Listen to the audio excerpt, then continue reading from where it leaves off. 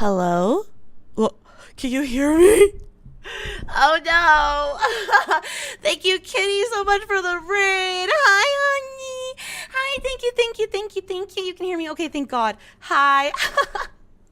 How is everyone? Hi, Business Shark Cute. This is huge and epic and epic and pog. And I'm technically I have my thumper, sorry. Oh, a donathon. Yes, welcome, welcome. My name is Mako Sameshima. I am guys, I have a back massager. I'm a Mako Shark VTuber, and today I'm hosting a very important professional business meeting. Woke up early today to do my taxes and go to my salaried job where I get a 401k. Oh my gosh, Blanche! Thank you so much for the sub. Thank you. And Kitty again, thank you so much for the raid. I appreciate it. And Cloven, thank you so much for the dono as well. Thank you. I really appreciate it. I think you guys will like this one. We don't have a lot of people giving our speeches. I wanted to keep it kind of, I guess, I don't know, not super busy. I don't know. I want to focus on the content of the presentations today because it's like a TED Talk, you know. It's gonna be very serious. It's gonna be very you're gonna learn a lot. And yeah, I think it'll be good. I think you guys will leave the stream feeling smarter than you felt when you were joining. So, how is everybody doing? Hopefully everybody's doing well. Thank you so much for all the follows, by the way. Thank you. I appreciate it. I'm, like I said, just using my, okay, so I actually got into physical therapy tomorrow. So, you know, the thumper might have to come back a little less in the future. I know, less thumper cameo. Is that okay? Will you guys be sad? I always feel smarter after talking to you. Is it because it's probably because I look dumb in front of you. So it's like, damn. I feel smart in front of her. Why that voice thing? Because I'm using a back massager on my rib cage, and so it shakes my voice. I'm sorry. I'm so smart. I'm so smart. I'm actually the thing is that I'm actually a genius shark, and I have a very less thumper. I know. It's so sad. Robot Co, my beloved. Hi, Denied. Good to see you. I'm so sorry about the thumper. It's very good for my back. iMessage is still busted. This is tragic. You know what's crazy is that I fixed it yesterday, though, for the VR stream. And I forgot to tell you. Well, you weren't even here. You weren't even here. So I guess it doesn't really matter in the end, you know? I guess it doesn't really matter. What is the TTI? Oh, where is the TTI subbed for? I was like, what are you saying? Scammed by the streamer. You guys hate me. You guys hate me. It's okay. Hi, thank you so much, Lulu. Oh my gosh, you are so sweet. Thank you. I appreciate it. My 4-year anniversary is actually technically at the end of September, but it's my 4-year of starting this account anniversary in August. So it's time. Kuno, thank you so much for the sub. Thank you. I appreciate it. Enjoy your emotes. Enjoy. No ads. Sorry, I'm using a back massager, guys. I swear I'm not being sus. You look so dashing in that suit. Oh. Thank you. Yeah, I've always been told I look pretty good in a suit. What can I say? I'm just a girl's best friend on stream? Listen, my back hurts, okay? Sometimes a girl needs to have her back fixed. Okay? And we can't always choose when and where. And that's not supposed to be sus. Listen, guys. I have pain. You were designed by God in the image of formidable whoopee cushion. Every time you sit down, you fart a hole in your pants, bruh. You built like a notorious... Oh. Oh, cool. Anyways. That guy needs to take medication. Let's see. Where was that, on Twitch or on YouTube? That was on YouTube. Is it gone? Kuno, thank you so much! A girl's best friend with a girl's best friend. You need help! Thanks, Kuno. Thank you. I appreciate it. Thank you, thank you, thank you. Yeah, my back pain is real bad. It's real bad. Kuno, thank you so much. I really appreciate it. Again, we're literally so close to the next goal. We are so close, guys, to a hand cam. Me and Moofer are gonna do a cooking hand cam. Very excited for that. We're gonna bake, and we're gonna bake good. We're gonna make a cake. It's gonna be in the shape of my beaches. It'll be adorable. What kind of massager do you use? It's called a thumper. It's a sports thumper. And it is used a lot by like chiropractors and like orthopedic doctors. But I got mine on Amazon, and it is awesome, but it was expensive, but I highly recommend it. If you have back pain, I truly believe in the thumper. As long as you are also actively like getting treated. You know, this is not gonna like get rid of any serious problems you have. Just finish the Shameless up. I'm so sorry. I saw your message in chat. I am so sorry. I got the episode wrong, and I didn't mean to traumatize you guys. I just made a mistake. I hope everyone was chill with it. I didn't know you guys were chill like that. Sorry, guys. Butt/gut thumper may or may not help you with your pain. What? I know it was a sad one. I'm sorry. I'm so sorry, Chris. I'm so sorry. I hope I didn't like accidentally, you know. What the fuck, Percival? Fuck.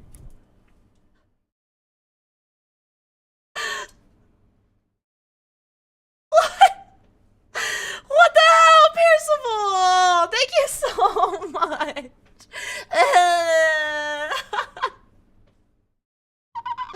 You guys, I'm gonna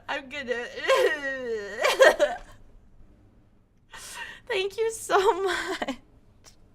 Well, I guess that means we're even closer now. Closer by 9-inch nails. You get me closer to God. Holy moly guacamole. Holy moly guacamole. 9K is on the board right now. What?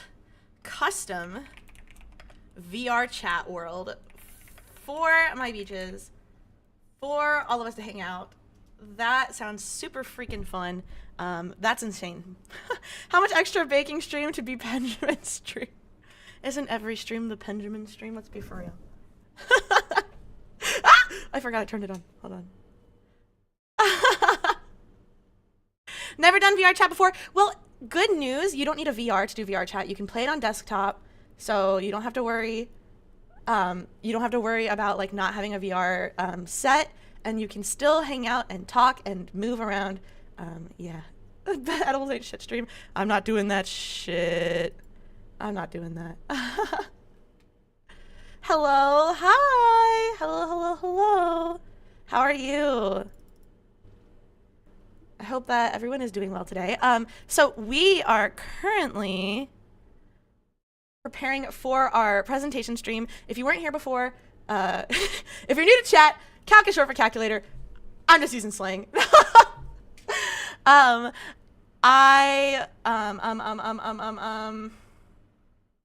was I gonna say? Oh, yeah. We are reading. Can I lay down on a couch in VR stream? Sure, we can have a couch. I'm doing a PowerPoint stream today where my friends and I as well are going to be we're going to be presenting. We're going to be doing a little presentation. Why is my background music not on? we're gonna be doing some little presentations for chat today and for each other. We're all gonna be listening to each other, and it's gonna be an educational stream. It's a very educational stream. And if you are excited about knowledge and learning and growing your brain and strengthening a what? No, it's a presentation stream. It's for education purposes. You guys, if you care about expanding your knowledge and being a how would you say this? A scholar, someone who's really smart. Not a genius, but someone who highly values intellectual truth and thought, then perhaps a gentleman and a scholar, then perhaps you may enjoy this stream. If you don't like learning, you may also enjoy the stream.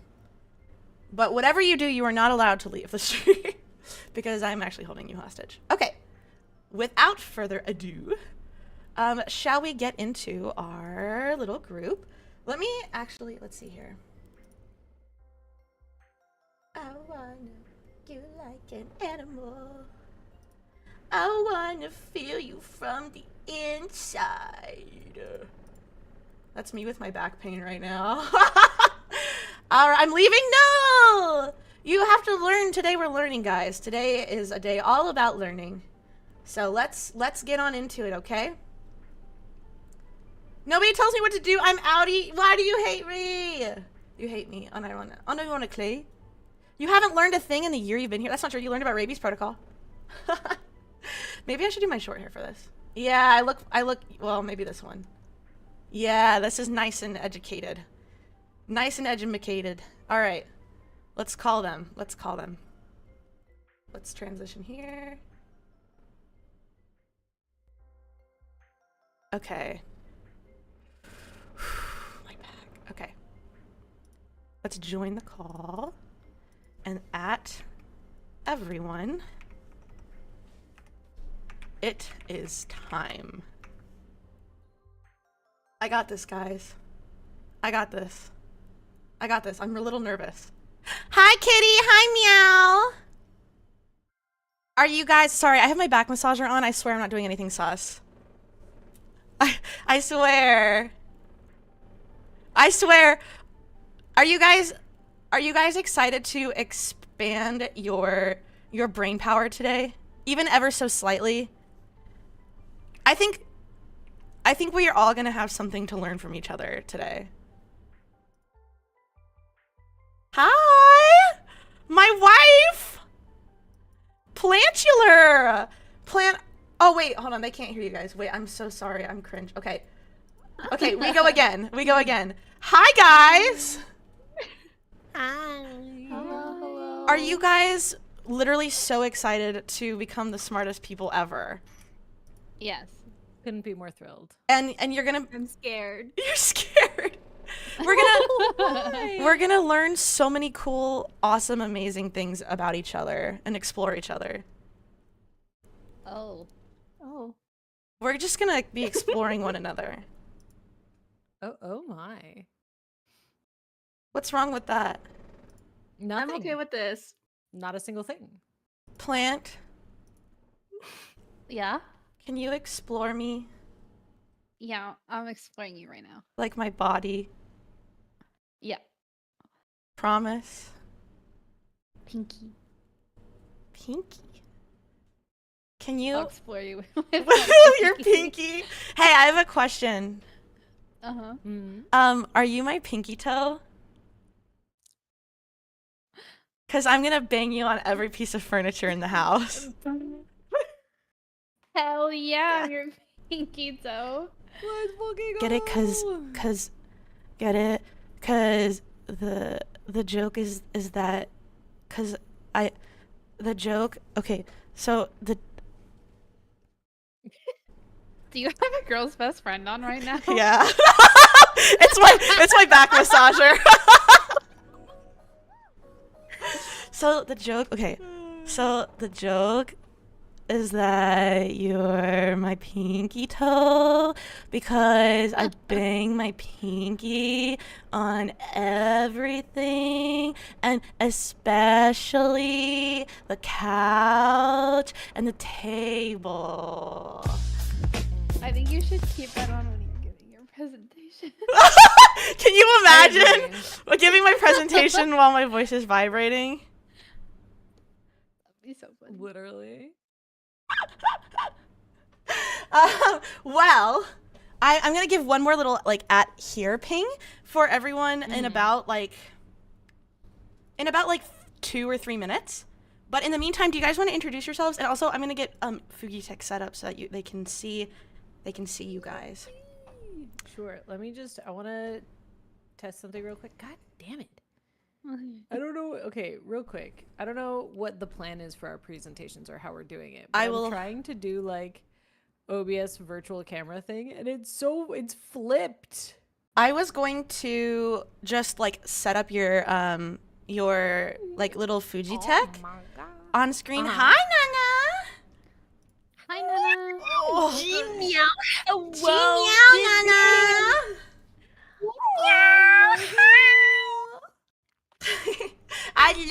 We were just about to go over how this is gonna work, so thank God you're here. Thank Oh, you're looking smart with that suit. Oh, on, you think right? so? You've got glasses on, all for me. Yeah, for you. All for me. All for you. You like how I look with my glasses and my suit on, Nana? I do. How would you describe the feeling in which you're feeling right now?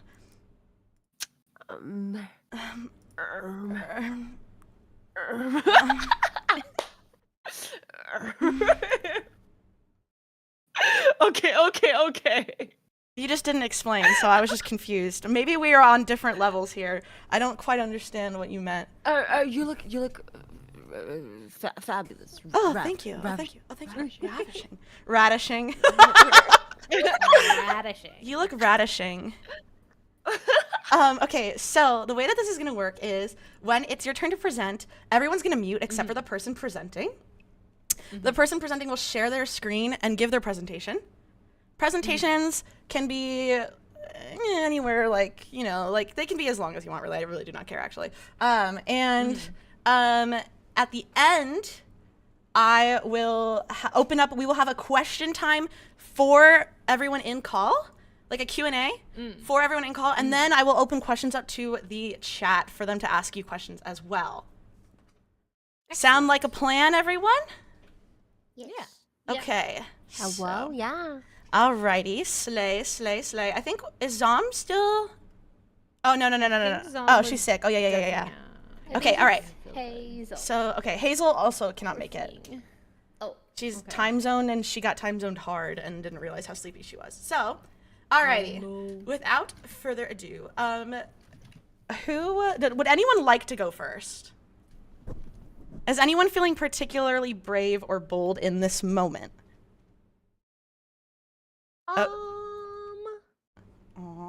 I could go first, but I feel like it might be a little long and boring. I don't know. No, I don't think it'll be long and boring. But If it makes you more comfortable, I can go first.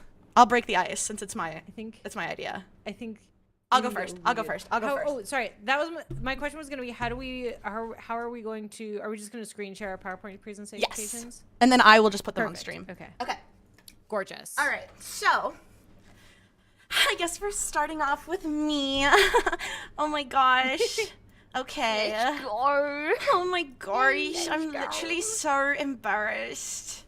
Okay. You're so embarrassed. I'm so embarrassed. I wonder what it's gonna be. It's literally so embarrassing. Okay. So, let me pull this up for you guys. No spoilers. Well, actually, you know, I'll pull it on stream first. Excuse me. Bless you. Whoa, thank that was like you. a solid 6 out of 10. That's it? I was gonna say 6 too. That's it? Oh yeah. It's consensus. Yeah, you can do better. Didn't I've have a heard lot you of do better. solid tone. Okay. Yeah. I'm sharing Could have my had more good. presentation. Oh boy. Okay. The SpongeBob Odyssey. Okay. I would like it to be known as well that this is actually a fixed up version of a very real presentation that I did give at school. I love it. Oh. So it is actually my Oh my. my professor actually did give me an A on this project, and no, I had to, it's not cheating. I changed up some stuff. I had to edit some stuff and make it a little bit more refined, add some things. You can't So plagiarize yourself anyway. yeah, you can't plagiarize yourself. This is, yeah, these are my ideas. So all right, 3 ratings that matter are number 1, wouldn't, number 2, would, and number 3, would but wouldn't admit it. I don't know. Anyways, okay. All right, guys. So without any more interruptions from chat, I'm gonna go ahead and get started on my presentation today. All right, so if you guys could just go ahead, everyone who's not presenting is just gonna mute. And then at the end, we'll ask questions. So make sure if you guys have any questions, you guys are writing them down and taking notes, and then we can go ahead and ask and talk about each presentation after the stream. Okay? All right. Thank you so much for coming to my presentation today. My name is Mako Sameshima. I am an educated researcher researching Greek history and the connections between that and our present day era. So without further ado, let's continue. This is my presentation on the SpongeBob Odyssey. Oops. One moment, please. Why did that not work? Oh boy. Why is my presentation not showing up? Please bear with me for just a moment. We're having some technical difficulties. Oh, we are bears. This is why isn't it working? Cue the elevator music. Come on. Yeah, you guys start singing elevator music. Yeah. Okay, let's try this again and Maybe I should present. stream When I Let Go. It's a pretty good song. Meow. I don't know that song. Whoever I don't sings know. that Sweet, sounds sweet. really dumb. I don't know who sang it, but I don't know. It's pretty neat. I like it. Why is this not working? Like, what is happening here? That's a really good question. Maybe it doesn't like the full screening or something. Maybe. Are you doing what kind of capture are you doing? I'm just doing a window capture. Here, I'll just. Would it be better to like monitors share with Discord and then like window capture on OBS? you're Because it might be angry that so- you're sharing the same thing. Yeah. So, okay, you're so freaking smart. Freaking smart.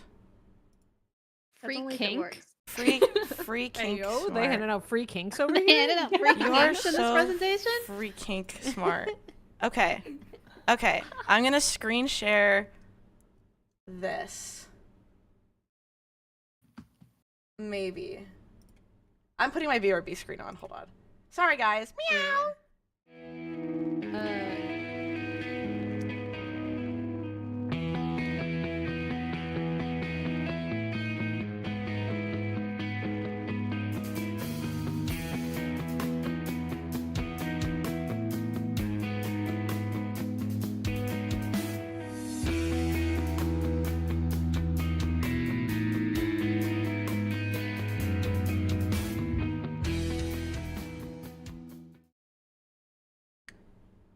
Okay, it's kind of working, and we will now begin again. Thank you, guys. Thank you so much, everyone, for coming to my presentation. My name is Mako Sameshima, and I am a shark VTuber. I am going to be, I'm a scholar. I'm a scholar that's focusing on the Greek classics. And today I will be giving my presentation on the SpongeBob movie and its direct correlation as a modern retelling to the Odyssey by Homer. So if you don't know about the SpongeBob movie is a 2004 animated adventure comedy by Steven Hilberg, starring Tom Kenny as SpongeBob, who is the main character, Bill, I don't know how to pronounce that, as Patrick Star, Clancy Brown as Mr. Krabs, and by the way, Clancy Brown's really hot, and Mr. Lawrence as Plankton. And so these are going to be like some of your main characters in the movie. However, these are not all the characters, and there are many more characters which are incredibly important and vital to the story. And here we have an illustration of our two main characters, our two protagonists on their adventure. So essentially, the Odyssey by Homer has been retold a million times over and over through different ways and through different media, but none are as common as the visual media of movies and television shows. And in this case, SpongeBob, the movie, SpongeBob SquarePants, is a modern retelling of the events of the Odyssey by Homer. Like I said, it's a modern retelling, so it's up to date, it's comedic, and it appeals to a wider variety of people, and more of the masses, including children, people who enjoy animated television shows, and people who enjoy SpongeBob in general. So this movie has similar themes to stories by Homer, specifically themes in the Iliad and the Odyssey. So a brief summary on the SpongeBob the SpongeBob SquarePants movie. So SpongeBob SquarePants and Patrick Star are tasked by King Neptune, who is on the left here, to retrieve his stolen crown. And as they set out on the journey, they're greeted by several familiar faces and themes that appear in the Odyssey and are directly reflective and referenced from Homer's Odyssey. The first character that we have in the movie that is basically just like a direct copy of a character in the Odyssey is Mindy. Mindy here, who is a mermaid. She kind of looks a little bit like me if you think about it. So Mindy is the daughter of Neptune, so obviously Poseidon, and she's a princess. And she actually represents Athena in the story. So this is a little bit different. This is like one of the only like huge changes that I've noticed as far as the references to the Odyssey go. So in the Odyssey, the person that guides Odysseus and his people. Please don't interrupt my stream with farts. Thank you very much. That's very unprofessional. Anyways, excuse me. So she represents Athena, who is actually not Poseidon's daughter, but we'll get more to that later. But she does lead the protagonists through their journey, Odysseus and his men, and begged her father to allow her to help SpongeBob and Patrick, just like Athena did in the Odyssey. She even disguises SpongeBob and Patrick with mustaches, whereas in the Odyssey, Athena gives disguises to the men as well to protect them. The next character we have is the Cyclops. This is, in my opinion, the most obvious one. SpongeBob and Patrick end up being trapped in the lair of the Cyclops, which is the man with the diving helmet, the man with one eye who they get stuck with.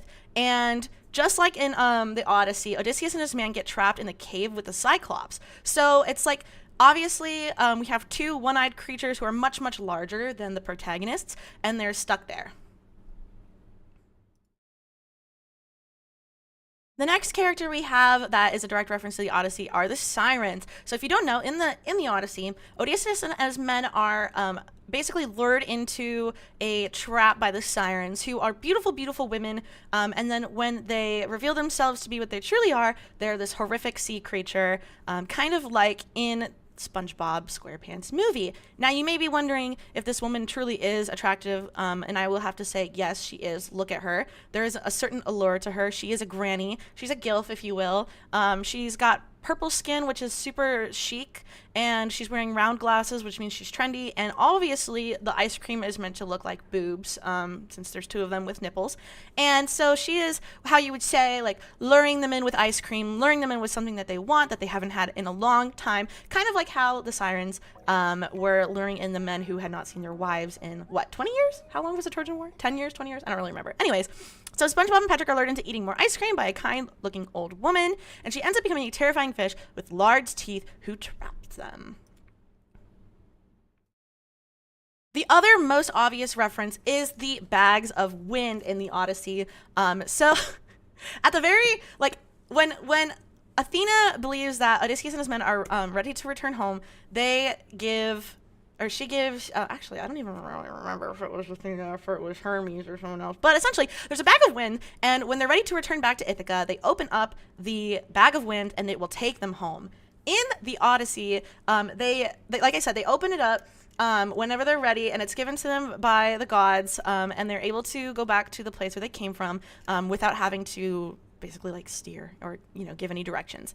In the SpongeBob movie, Mindy, who represents Athena, gives SpongeBob and Patrick a bag of wind to return back to Bikini Bottom. So when they're ready, they go back to where they're from, just like in the Odyssey. And here I have a clip of the bag of wind. See, it says here, step 1, point bag away from home. Okay. Step 2, plant feet firmly on ground. Right. Step 3, remove string from bag, releasing the winds. Check. Well, that seems simple enough. Point bag away from home, feet firmly on ground, pull string, releasing the winds. All right, let's do it for real. So, obviously a reference to the Odyssey. So there are a few historical inaccuracies that actually we don't see in the Odyssey that we see in the SpongeBob movie. Obviously, SpongeBob never was and never will be real. I hate to break it to you, but it's not historically accurate. Therefore, the whole movie is historically inaccurate as a whole. However, that doesn't make it less entertaining, and that doesn't make it less important. We can see through our historical inaccuracies that Athena and Poseidon are completely different characters within the SpongeBob movie. So in the SpongeBob movie, Mindy and Neptune represent Athena and Poseidon. However, Poseidon is not actually Athena's father in Greek lore and Greek literature. So there's a little bit of a difference here because obviously Mindy is Neptune's daughter. However, it doesn't really change the dynamic between Mindy and our 2 protagonists.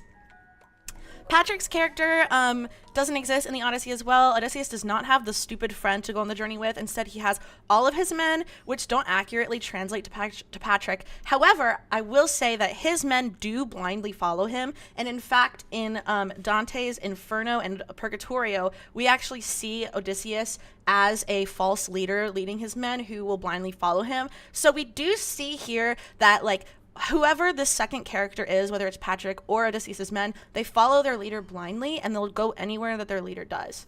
And finally, there's no mention of any Trojan War or any war in general in the SpongeBob movie. However, it is an epic journey about retrieving the god's crown, which, just like in the Odyssey, is also an epic. It is about getting home.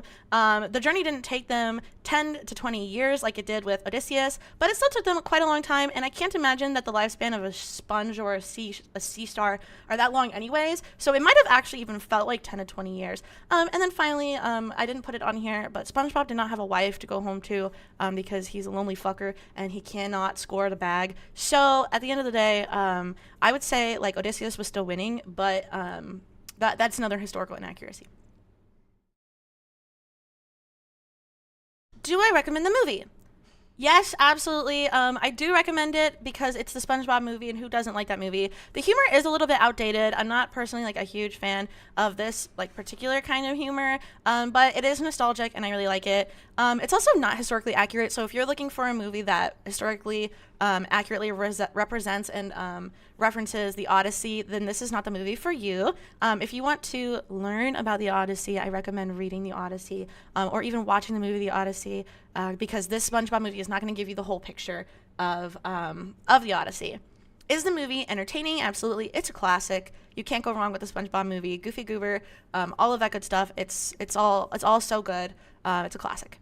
And does this movie represent Homer's work accurately? No, but it never claims to. It's not supposed to be an accurate representation. It's just loosely based on the story. The most important thing that we need to know and learn about representations and loosely basing things off of the story is that not everything has to be historically accurate, and that doesn't make a piece of literature less valid. Because, I don't know if you know this, but the Odyssey is not historically accurate, and neither is the Iliad. Homer was writing fan fiction about these time periods, just as we're doing about Homer's period. So nothing is really going to be historically accurate to the Odyssey or the Iliad. It's just fan work. It's just for fun, and it's just entertaining themes that we like to look at in history. So, thank you guys so much for listening to my presentation. I will now be opening up the floor to any questions if you want to unmute. Yay! Thank you. Yippee! Thanks, Yippee! guys. Thank you. That was a great That was fantastic. presentation. Thank you so much. I suddenly I wanna actually rewatch do the feel like I movie. learned. I was expecting something silly. It was silly. But it was silly, but I learned things. I hadn't thought about it in that way. Yeah. Well, I'm glad that you liked and learned, and yeah.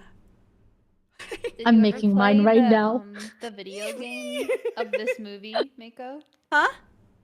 Did you ever play the video game of this movie? I did not play the video game.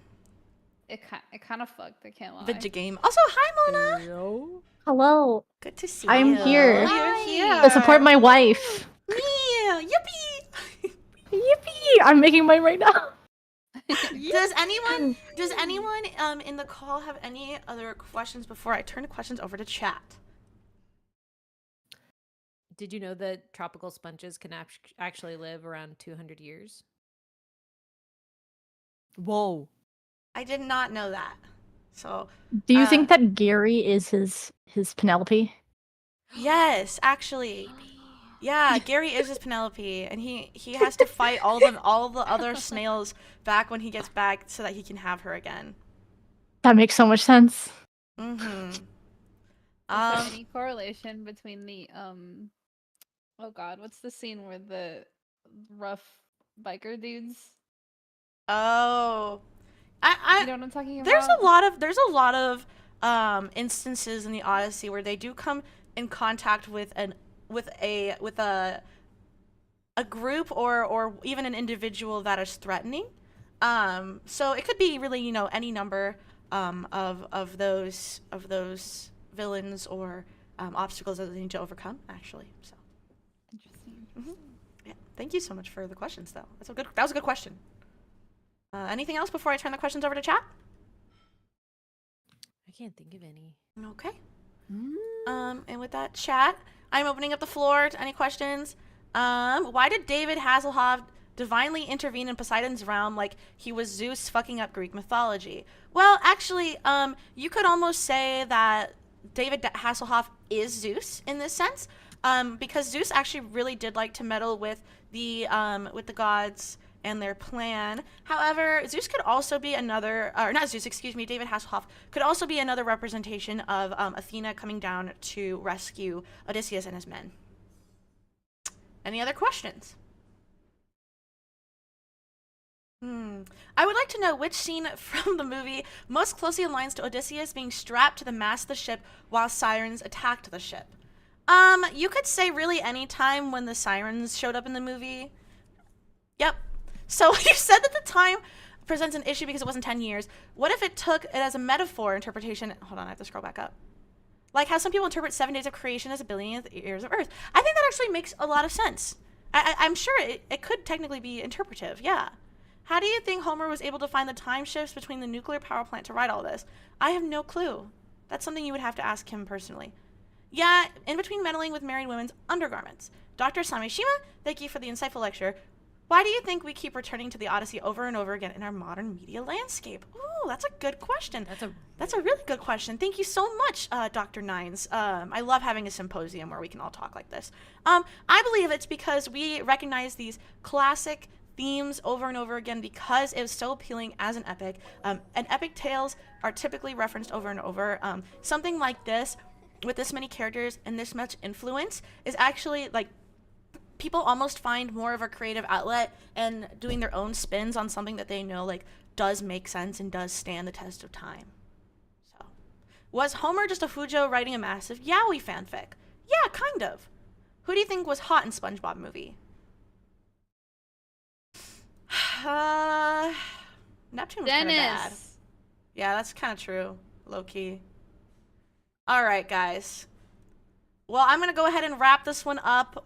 Kitty, are you interested in going next? Yeah, I could go next. Okay, perfect. Well, then I'll go ahead and hand the floor over to you, Kitty. As soon as you're ready to for me to put your stream up on screen, please let me know. I am ready. I am prepared. All right, let's see. Are you sharing your screen? Okay. No. That would help. That probably would a little bit. Okay. Can you see it okay? Yeah. Let me see. Where's the other window? Can you hear me okay, chat? Think they can hear you. Let's see. Oh, this is so cute. Yeah, they can hear you. I worked on it for way too long. You're so cute. Well, I'm gonna go ahead and give you the floor then. If everybody else could mute up, and Kitty, could you say something really quick so I can check your Fuji? I love Mako Sameshima. I love you. All right, I'm gonna go ahead and mute, and Kitty, you can go ahead and take the floor. Hello, everybody. My name is Kitty Mama, and I am your friendly neighborhood librarian, and I am here to talk to you guys today about how to prepare for your first convention, a Mom Friends Guide. Just to clarify, I am not a mother, but I am a mom friend. You know, that friend who you go to who's always got the Band-Aids, the ibuprofen, and probably something else that you need in her purse. That's me. Nice to meet ya. Okay, so... I am in the wrong fucking window. There we go. Okay. So, obviously, hello, my name is Kitty. I'm your friendly convention-going librarian, and I love attending informative panels and hanging out with friends I wouldn't otherwise get to see outside of conventions. And I really love conventions. Today, we're going to be talking generally about 5 things. How to prepare, all the things that you need to do before you travel to your convention that you're planning to attend. What to pack, what I recommend for not only just packing to travel, but also different ways that are good for packing for different types of travel. What to bring specifically into the convention center, which is a little bit different from what you need for traveling, but what you need to actually bring to the convention with you. How to behave, because please, I swear to God, don't make it fucking weird, guys. Be weird, be you, but I swear to God, we're gonna go over some ground rules. And then how to deal with the post-con blues, how to recover once you've returned home, when you're sad, when you miss everybody. Post-con blues can absolutely wreck you and can lead of course, to the dreaded con plague, con vid, all of that. So we're going to go over a lot of these things. And then, of course, there will be space for a Q&A at the end. So for our first slide, for our first section, how to prep. What do you need when you travel to conventions? Preparation is key. There's a lot that goes into even just preparing to get on a plane or get into the car to go to a convention. First, you got to buy your ticket. Make sure that you know when your convention tickets go on sale. Know what type of ticket that you want to get, whether it's a regular one, whether you want to go for one day, for multiple days.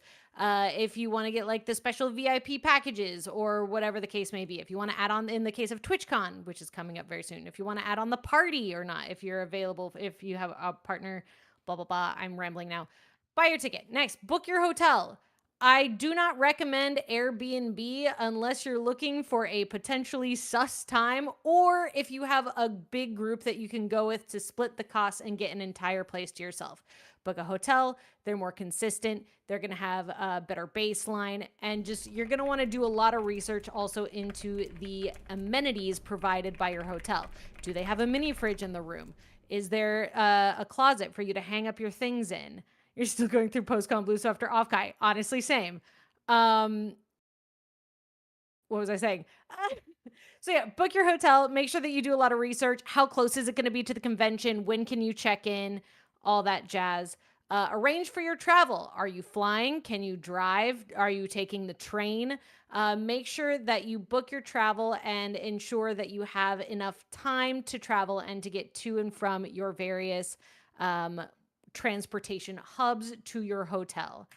Tell the bank that you're traveling. This is an important one that not enough people think about. Tell your bank that you're traveling, or else they will try to put a freeze on your card.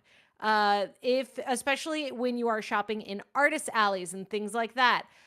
Sometimes they'll be like, why is your card booking as like getting charges in Georgia and California and Florida? Like, what's happening? And they'll try to freeze your card. So it's important to let them know that you will be traveling. Check the convention schedule, make a plan, get it together, see what kind of things you're interested in going to. Have some things that when you reach out to your friends, you can make a plan and say like, come to this panel with me, or this isn't something that interests you. Well, let's meet up for lunch after we each go to our panels and do a lot of things. And make plans with friends, honestly, even if you're not super close. Or haven't met people before, it's always good to reach out and even just make a little bit of time to meet up with people that you're interested in meeting and becoming friends with. If you are going to a convention for professional reasons, if you are a streamer, a VTuber, make some business cards, get some stickers, have some stuff made that you can hand out when you're doing your networking. This is really important and something that needs to be done with plenty of time in advance so that you can design something, you can order it, get it mailed to you, make sure that everything's done right. Really, really important to do if you are doing marketing. If you are a VTuber, I highly recommend pre-taking pictures of yourself so that you can have those prepared when someone asks, hey, can I take a picture of you? You can just hand them your phone or the picture so that they can take a picture with you that way. I have probably like 6 pre-designed pictures where I'm like making a little heart with my hands or doing a peace sign or doing whatever so that, and I just say, pick one that you like and we take pictures that way. Also get vaccinated. COVID is still a big problem. It's a problem at every single convention. You don't want it. It gets worse every time you get it. I just booked my appointment today. I'm getting getting my booster shot tomorrow. Get vaccinated. All this stuff before we even start trying to leave. Next, pack. So what to pack? You're traveling. I'm sure you've traveled a lot of times before, even if it's just on like a little weekend trip, an overnight situation. What to pack is always, it's really, really good to have a checklist of these things, right? So you want to bring just the essentials when you're traveling. All right. Of course, you're going to want to bring clothes and shoes. You're going to want to have at least one going out to dinner outfit and then some comfy outfits. For conventions especially, you want to make sure that you layer. It is so common for certain parts of convention centers to be absolutely hot as balls. And then inside like panel rooms, for example, for it to be an absolute ice box. So make sure that you bring solid staples that you can layer and have a couple of different options.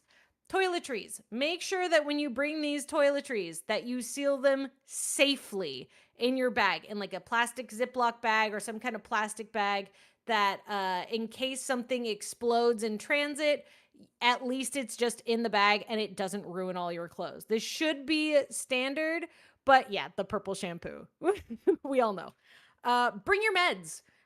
Do not forget to pack any medications that you might need, even medications that you don't normally need to take, like some ibuprofen, things like that. If you're walking around a lot at the conventions and you're not accustomed to the levels of activity that you're going to be in, having a few over-the-counter anti-inflammatory medications, even like topical ointments, like Salonpas patches, roll-on BioFreeze, Tiger Balm, things like that, all really, really important. If you are engaging in international travel, bring a power adapter. Something, you know, the wall plugs for plugging in your electronics and keeping them charged are not going to be the same. So make sure you bring at least one power adapter, especially if you're bringing something like a laptop. Bring a backpack. Now, if this is mostly if you're going to be on a plane, make sure that the backpack is your personal item. Or that it fits inside your suitcase. I highly and yeah, you can bring a purse, of course. Make sure the purse fits inside your backpack. So that way you have all your things with you. But if you don't want to have the backpack as your personal item, make sure that it fits inside your luggage. I also recommend bringing an artist tube. If you are like me and you like to buy prints, you like to buy posters, all that kind of stuff, get you an artist tube. They're like $10 on Amazon, and you can have this and attach it to your backpack, which is why I recommend it as a personal item.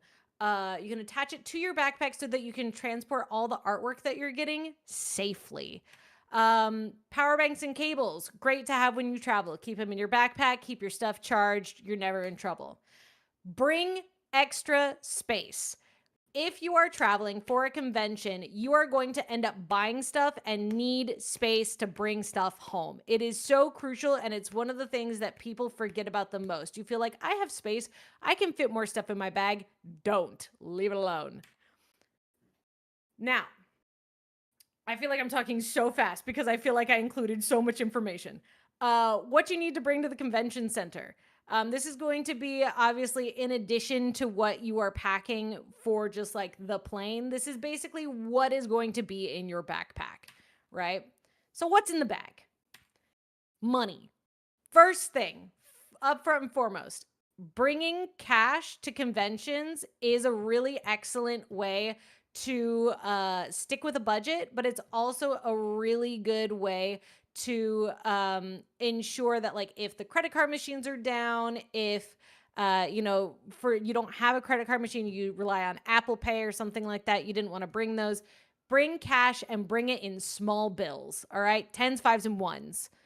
That way you won't go over budget, and you will be every seller's best friend, because they're always going to be trying to break 20s and stuff. So if you have those smaller bills, it's going to be really great for them.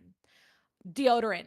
Don't worry, I put it on the list. Put it in your fucking bag, okay? No one likes smelly people at a convention. It makes it terrible. Please reapply your deodorant multiple times throughout the day, especially if you're going to be there from like 10 to 10, like some of these convention days are. Masks. Bring a face mask for yourself. Bring them for your friends. Just pack an extra bag of masks in your bag. They also help with preventing you from smelling smelly people. All right, meds and first aid. It is good to bring a little packet of the meds that you might need to take throughout the day. For you've got your breakfast, lunch, dinner, and then bedtime ones. So some of those like midday meds, make sure that you have them with you in your bag so you don't have to go back to the hotel unless you want an excuse to. And having a little bit of first aid, like some of that ibuprofen, some Band-Aids, things like that. Really, really important for just to have on you. Again, the power bank and cables, we've been over it before. A fan. I personally just bought a fan that goes around your neck that helps keep you cool under your hair, on your face, and it also helps to circulate the air around your face. Again, not dealing with smell as much. We got a lot. Neck fans are incredible. A water bottle. A good water bottle that has a solid cap to it that you can refill all the time will help you save a lot of money at conventions, because water bottles, for whatever reason, are like $8 fucking. It's ridiculous. You don't want it. Snacks. Bring some protein bars. Convention food is really expensive, and it can help you to last longer to those meals that you want to go to, your nice lunches out with friends, dinner out with friends. But having a couple snacks on hand that you can either have for yourself or lend to friends, honestly, iconic. You'll be everyone's favorite person if you have a couple snacks on hand. Notepad and pens and pencils. If you like to draw, if you like to take notes at panels, if you're sitting in line and want something to do, just having a pen and paper can be a really good way to bide the time and to keep you entertained. Last thing, the artist tube that we mentioned before, bring it with you to the convention. A lot of time, artists and stuff, they don't have, they won't necessarily have bags, and they won't necessarily have poster tubes for you to take home your prints undamaged. So it's really, really, really important. Next, how to behave. This is where it starts to get a little bit shorter. We're coming to the end here. All right, the rules of engagement. We're going to focus on not being ourselves, but making sure that we don't make people feel weird, right? Be considerate, first and foremost. Be kind to staff, be kind to the people around you. You know, just be very demure, very mindful. And just generally try to be kind. Make plans. Be considerate of your time and everyone else's time. Don't expect to just be able to drop in spontaneously into someone else's plans. You might be able to, but you also might not be able to. So try to make plans in advance so that way you can be considerate of everyone's time. Follow the rules. Do not try to go places you're not supposed to. Do not try to sneak in after a line has been cut off. Follow the rules and you'll be fine. Line up early. If you want to avoid situations where you are fighting with other people, just line up early. Wait, talk to the people in line. It's another great way to socialize, to see what people are interested in the same things as you. Really fun. Ask permission for photos. This is a very, very big one. A lot of people will just try to sneak pictures here and there. Always, always, always ask permission for photos first, especially and including for cosplayers. I know that they are there to be dressed up and to show off their cosplays, but they don't want you to take a picture of them like hunched over a box of fries. Like, ask them nicely when they're in like appropriate places and let them pose and appropriately show off their work. Speaking of cosplayers, do not touch the cosplayers. Generally speaking, keep your hands to yourself. We're not 5. Just don't touch people. Don't touch people. They got cooties. If you see suspicious behavior, like people touching cosplayers and making them uncomfy, report it to staff, okay? If you see suspicious behavior, make sure that you're reporting it. Make sure that you are ensuring a good, safe space for everyone involved. Don't get too wasted. I did this at Offkai last year, this past year. I had one drink, and I definitely ended up smashing a drink all over the bar because I got too excited and waved my hands around, and I looked very, very silly. Yeah, don't get too smashed. Make sure that you're staying alert and aware of your surroundings so that you can take care of yourself and the people around you. And just keep things light, fun, and funky fresh. If you have safe friends around you who are designated drivers or who can ensure that you guys both get back somewhere safely, it is okay to indulge. Just make sure that there's a plan if you plan to be imbibing. Post later grams. This is another big one. Do not post pictures and stuff immediately when you are doing stuff. It enables people to stalk you. This is just a general safety and security thing, but just collect all your pictures throughout the day, and when you get back to your hotel room, post stuff then when you're all done. It's really great. Have fun. That's the most important rule. Just have fun.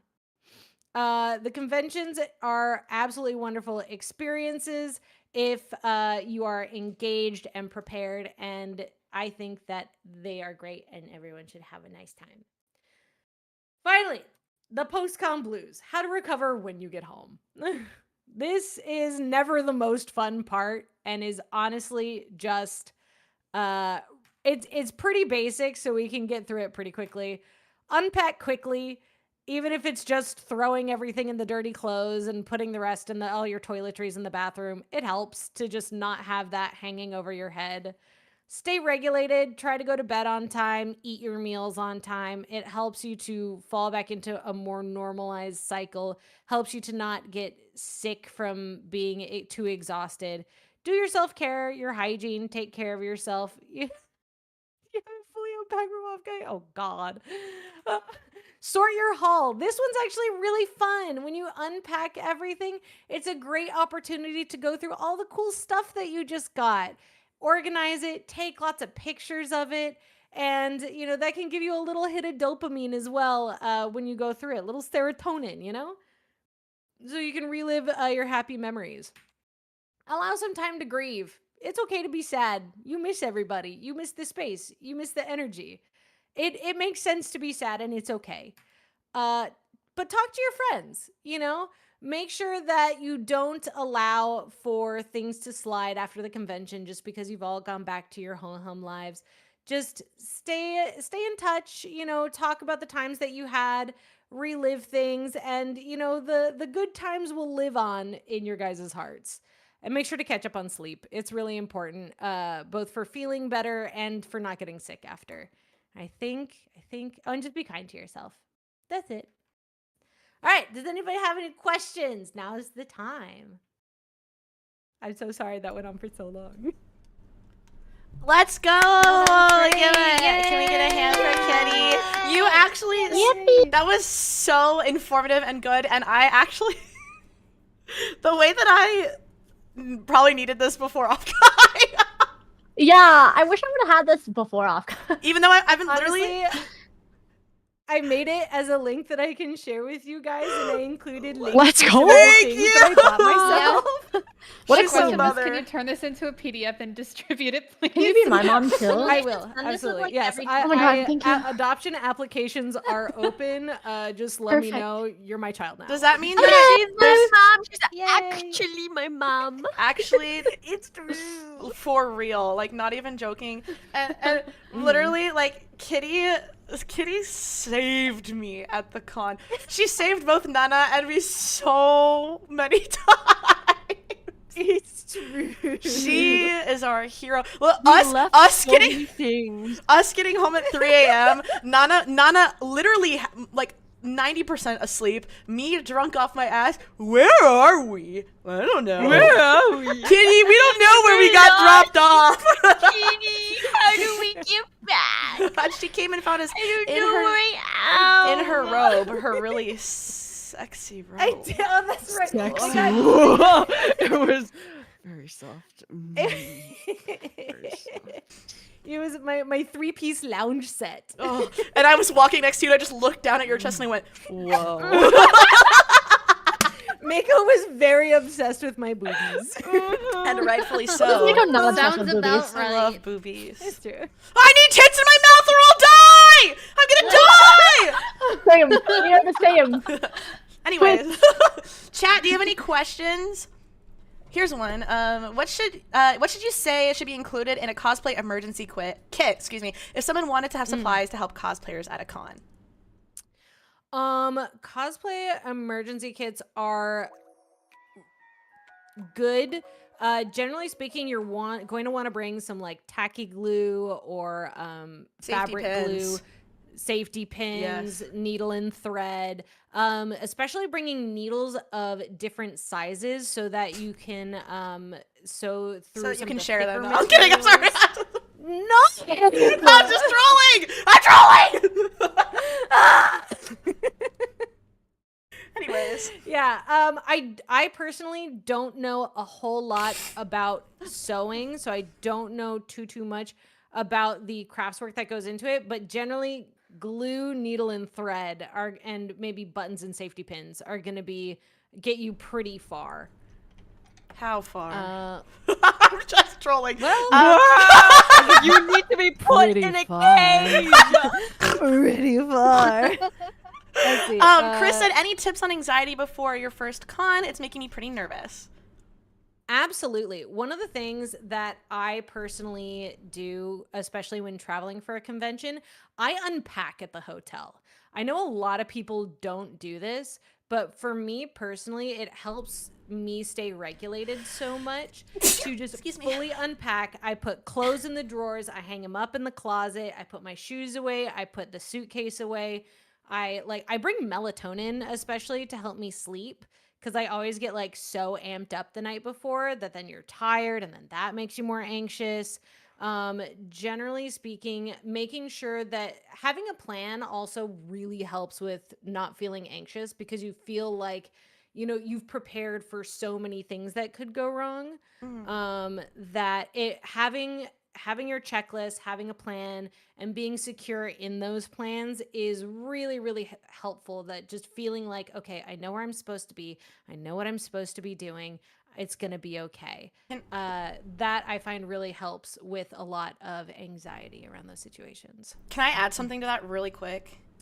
Oh, please do. I was going to say, like, if you have, like, 1 or 2 people that you're for sure meeting up with, like, even if you're meeting up with more, but, like, you have 1 or 2 people who are, like, just constant in your plans, or at least as constant as they can be, that helps a lot, too, because, like, you're getting to have somebody that, like, you know is going to be there for you and, like, is going to be going through the same stuff that you are at the convention, but also, like, it helps you integrate into, like, meeting new people, like, especially because a lot of people meet people for the first time at conventions. And so it's, like, it's good to just have 1 or 2 people that you, like, for sure can get to know, like, the day before or that, like, the night of or whatever, that you can fall back on just in case, you know, like, your plans don't work out or something like that.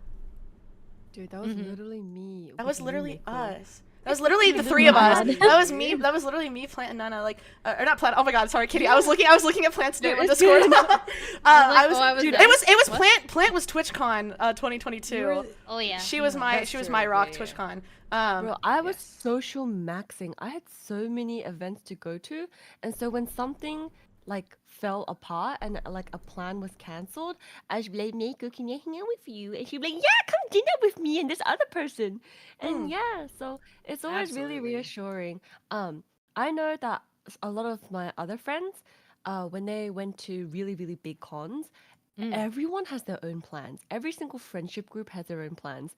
So you need to stick with the same group of people, or like maybe same 1 or 2 groups of people the whole time. I think That's the best advice. I think that will be a good experience instead of just hopping between like 7 groups, because that's not going to be very fun. Especially if something falls apart and you haven't already, like, signed up for the other thing that your friend's doing, and it's, like, too late, and then it's like, well, now I don't have any plans.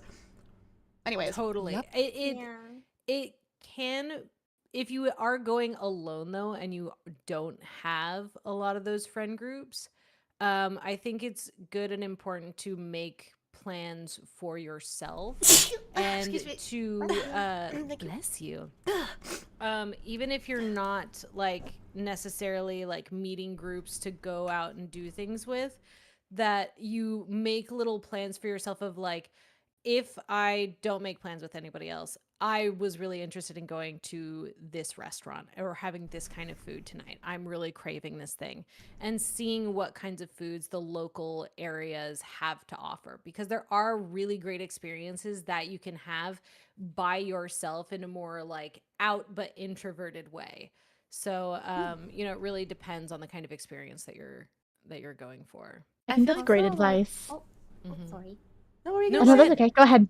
Oh, okay. I was gonna just say also, like, if you know, when you're going to a con, it's good to be flexible about your plans too, because sometimes things fill up, like especially at bigger cons, and you don't want to like find yourself really bummed out because you couldn't go to this thing because they like capped the line or whatever. So it's good to have like backup plans, or like, you know, also just give yourself a break sometimes too if you're like, you know, doing a lot of other stuff. It's okay if you can't make it to everything. Like, sometimes you just can't because cons are really big. I think it took me like 2 or 3 years to get into this one like event at AX one time. So like it just sometimes takes time, and they cap lines a lot. So don't feel bad if you can't make it in, and also don't panic because there's like lots of alternate things you can do too. Lots. Yeah. Yeah. Don't be afraid to ask con staff stuff. Please. Yes. So many people are so scared of staff at events at cons. They're there to help you. They're not scary. They're there to help you. They're probably nerds too. Please go talk to them. They'll help you. Literally. I have a couple more questions. I think that kind of answered one of them, which was, Miss Presenter, you mentioned a hotel. What is the experience of staying at a hotel during a con? Would it be good for a solo traveler to make friends? So I think they said at a hostel. Oh, sorry. Oh, a hostel. Well, first time it said, oh, I thought that they were just retyping. Okay. I've never stayed in a hostel. Have you? I have not, but what I understand to be true about hostels is it is best to stay there only if you are traveling with everything that you have in a backpack that you take with you whenever you leave the hostel. Thefts tend to be pretty pervasive at hostels, and so they're really good for backpacking places, but they are not necessarily good for if you are traveling with luggage that you need to leave somewhere.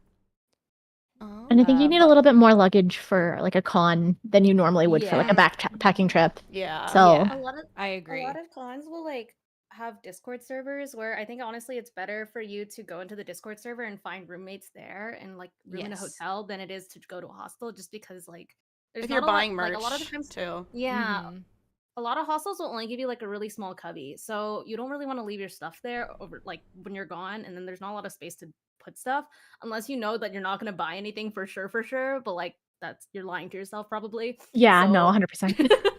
so you should just honestly like find roommates instead, whether that be like new people or like, you know, find people in a Discord or convince a friend to go with you or something like that.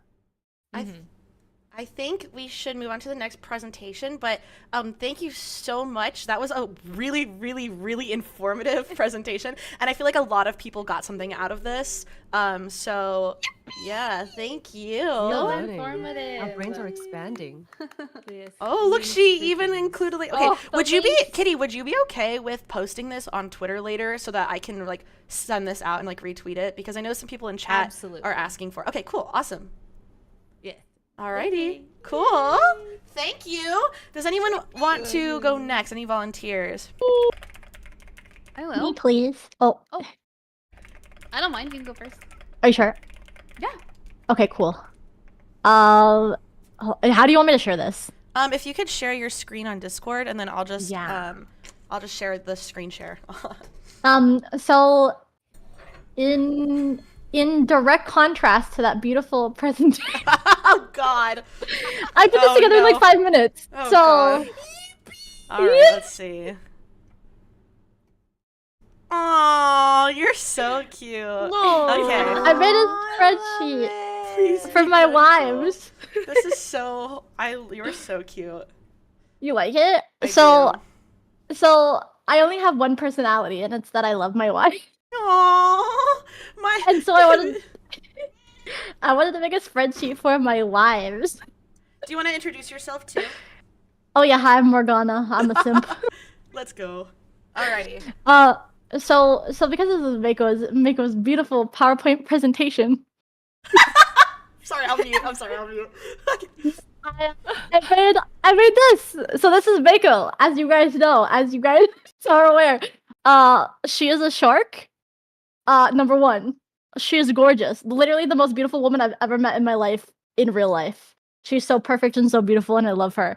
And literally the first time I met her, I was super drunk, and I came up to her, and I put my face into her boobs, and I said, "You are literally the most gorgeous woman I've met in my life." And that was our first like face-to-face introduction. Was me putting my face in her boobs and saying, "Oh my God, you are so gorgeous." Yeah, she's literally quite literally the most beautiful woman I've ever met in my life, and she's also down to hang out with her vampire wife whenever I ask her to. So, you know, that's how I know she loves me, and she's always available. Did you know that a key component to knowing if somebody has a crush on you is if they're always down to hang out? So I definitely know she's down because she has a fat crush on me, chat. Anyways, yeah, and we have the same people, so we are literally soulmates. We're literally soulmates. And we both eat it on our periods. You know, shark, vampire, you know, it makes sense, right? Right, chat? My presentation is... I'm sorry, my bad. I love you so much. Moving on, my next wife, I'm sure you guys know her. I'm sure you guys are very familiar with Mufi. She's super cute. I love her. She's incredibly toxic because she plays League of Legends. She's also a notorious monster fucker, just like me, especially for Hecarim.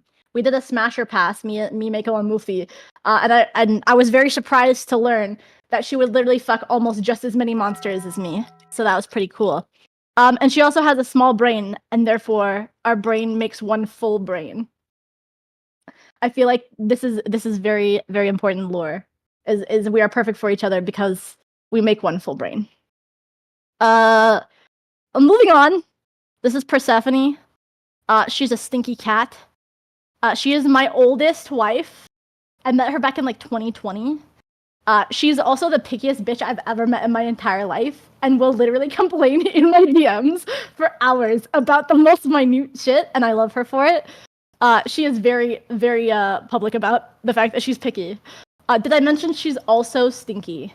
She's incredibly stinky. She knows what she wants exactly. And she also has really nice boobs in real life, and she also lets me put my face into them. So she's pretty cool. I hope it's okay for a PowerPoint. Is this all right? Okay, I wasn't sure exactly. Okay, It's literally perfect. Okay, cool. Oh shit, sorry, my bad. Okay, I'll keep going. This is Suko. She is a baby girl. She is literally the most not say so person I've ever met in my life. Like, she's so innocent, but then like she'll say like the most out of pocket, degenerate, horny shit that I've ever heard in my life. And like you just don't expect it to come out of this bitch's mouth. You know what I mean? Like, she is so fucking feral. But she looks so innocent, both IRL and her VTuber model, that like, and she sounds like a little baby, like a little innocent baby girl, and you would not expect her to say it. You know what I mean? Yeah, we love her. She's an innocent baby girl, and she is beautiful, and I love her so much. This is Toma, and if anybody actually knows who Toma is, this is her old model. I did not have a new image of her, and I was literally putting this together while Mako was putting her presentation together about fucking SpongeBob, so I did not have time to ask her for a new PNG. She's a tomato VTuber. She's literally allergic to fucking tomatoes. I don't know why she chose the tomato VTuber. She's also a piss tuber. I don't know what that means, but I think it's like she like made like a joke about pee sometime and it like stuck. And she's also just as chaotic as me, so I feel like we vibe really well. She's super cute. This is Kari. I made a lot of these, by the way, because I have a lot of people's PNG, so I'm trying to shotgun these as fast as possible. She's a small, gentle baby girl. She's honestly like the most soft-spoken person I've ever met. But she's also like ironically like the most like she's literally so gorgeous. She is so gorgeous in real life, but she literally is so shy and so soft, and it's so cute. Because she's like, oh, like, I don't know if I should go out. Like, you know, like, I'm not feeling the best. And I'm like, bitch, you literally look like a goddess. Shut the fuck up. Like, you literally look like the most beautiful woman I've ever seen in my life. Shut up. She's also insanely cracked at Valorant. And whenever we're at cons, we literally kiss each other. She's so gorgeous. This is Mango. Mango is a bird. I'm in love with Mango, and I would die for them. And the first time that I ever met Mango, I let them have one of my hats because it was really hot outside. We were at TwitchCon, and it was really hot. It was during the VTuber meet and greet, and I had an umbrella. And I'm allergic to the sun, but I was also wearing a hat, and they were dying. And so I gave her my hat. And she was like, they were like, are you sure? Like, it's okay. Like, you know, I don't need it. Like 100%, like, I don't need it. And I was like, it's okay. Like, it's fine. I have an umbrella. Like, we're chilling. And literally the day after, I ran into them again, and they bought me a fucking new hat to do a hat trade with me because I had given them a hat. And so they bought me this cute little green frog hat. It was so cute. And I was in love with them from that day on. And they are literally the most perfect being. I know. It's so cute, right? This is Sugi. She literally has the voice of an angel. We're both Tauruses. We both gush about being the best zodiac sign. We do not have a bias. Tauruses are the best zodiac sign. No offense to everybody who's not a Taurus. Sorry if you're not a Taurus. But she's literally the most soft, but like most badass person I've ever met in my life. Like, she's so gentle, but like She will just tell a bitch off, like 100% if they piss her off. And I love that about her. She's so authentically herself. And she is literally like one of the most nicest, most beautiful people I have ever met in my entire life. This is IPN. He's not in real life, but he's a good shrimp. I just added him to this PowerPoint because I knew it'd piss him off. He's a shrimp. And he also pretends to be like this like cool guy who's like unfeeling and like is like whatever about life and whatever about things, but he's like literally like the biggest, softest soft boy I've ever met in my life. And he literally cares so much about people, and he's like so gentle and like reaches out like whenever like I'm going through it, and like is always just like there and present. He's such a soft boy, but he acts like a dick. But he's not. You know what I mean? Like he's literally the worst, but the best. And then this is Faith. She is my Aquarius baby girl. Whenever we see each other, we like scream and disturb the vicinity in which we are in.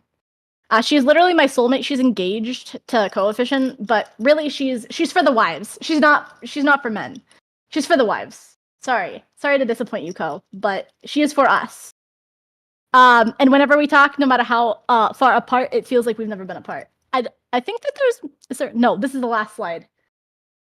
Anyways, in conclusion, I love my wives, and it is my entire personality. Taking questions now.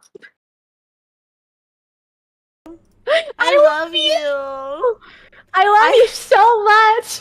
I have a funny story about IPN, if I could tell it to you. Wait, tell me. Yes, please. TwitchCon 2022, I got invited to go to the San Diego Zoo. And we went, and IPN came with us, and at one point IPN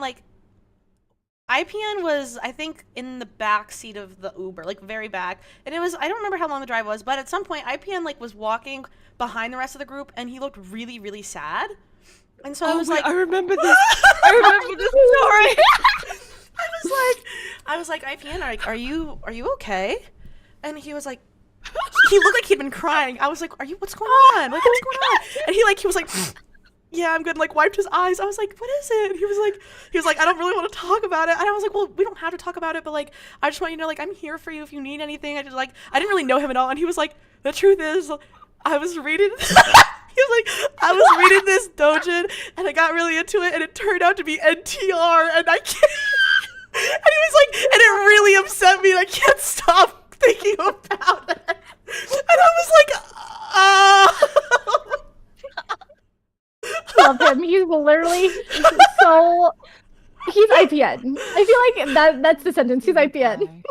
He's so real for that. He's just a little guy, yeah. Equal asked if you're a big booby lover and it feels like you have a lot of wives that are stacked, and then in parentheses, sorry, MILF.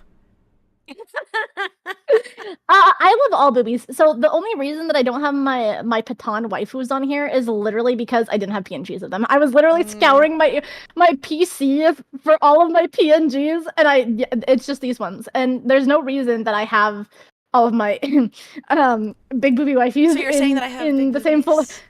Yeah, and I love putting my face in them. I'm just trolling. That was weird. Anyways, any other questions? Let's see here. We have I have like a million. how many I saw wives? Demon yeah, asked. perfect. Yeah, I have a million. I have so many. She's a I could go down millionaire. the list if you want. Yeah. Like, you want me to list all of my wives out? Hold on. I have a question. Yeah, actually. of course. What is the sweetest exchange that you've ever had between you and one of your waifus, or between like two of your waifus like engaging with each other? I think it was Mako, to be honest, Stop, I'll at cry, you TwitchCon whore. specifically. I'll cry. No, you know the moment. You know the moment. It's a little I bit know of a exactly personal what you're moment. talking. Yeah. But I was going through a really hard time at TwitchCon, and I was like super drunk at the time. We had I just won't get met into that the day, by the way. We had just met that day, and she could tell like I was like pretty upset about something, and I told her something, and I was drunk, and I literally started crying on it. And I was also drunk, but I was like, "This is I'm taking care of her now." And she's literally half my height, by the way. She's so small. I was like grabbed her, and I 4'10" like gang. wrapped my arms around her. I was like, "She's mine now." Yeah, and she like made me feel like so safe in that moment and so loved. And she was like I had known her, like we were like mutuals, we were friends, but like I'd never met her in person before, and like she just made me feel so loved in that moment, and I was like, this bitch is a real one. Like, I feel sick. I love you. And I don't normally like cry either, like in front of people. It's gross. It's gross. It's really gross. Well, you I were don't like crying drunk in front of too, people. so But I was drunk. Yeah, you're actually And it really was- it was cool. a vulnerable moment. No, you're actually really cool, and like you don't cry ever in front of people. She never cracks, guys. She was just drunk, okay? No, like seriously, like I hate crying in front of people. Like That's I know, like it's good to cry, like and I will just like in the comfort of my own home alone, and you know what I mean? Yeah. Like you know, like I don't like putting my problems on other people, but this bitch literally made me feel so safe, and I love her. I hold you in my hands. So cute. I love her so much. That's Also, very Morgana smells Mako. really good, guys. She I does don't smell know, but good, and she has big. When nice I hugged knees. Morgana, bro, I was like, brother, Wait, That really? skirt, that skirt you were wearing, Yes! your That butt, romper? dude, your That butt, romper? your. Oh my. Come touch it. Come touch this Dude, TwitchCon. You can touch it. It was touch my butt. so. How did? I literally showed my mom your butt. I went through your Twitter. you want some I more was like, pictures? I was like, yes. I was like, Mom, I have this friend. She's a VTuber. We hang out at cons. I was like, her butt is so nice, and my mom was like, okay. And I was like, 1 second. She was like, you really? And I was like scrolling through your media, and I was like, here, look. And she was like, okay. I was like, You isn't want it to show the girls nice? my butt? You Yeah. want to show it? Pause. Hold on. Mother, pause. Do you want to show the girls my butt? Hold on. I'll pull up a picture. Wait, real? Real? Yeah, Real? yeah. Here, I'll give it to Mako. Which one do I? Let's go! I'm getting. Wait, should I get a ass new one? pics Should I again. give you a new pic? Hold on.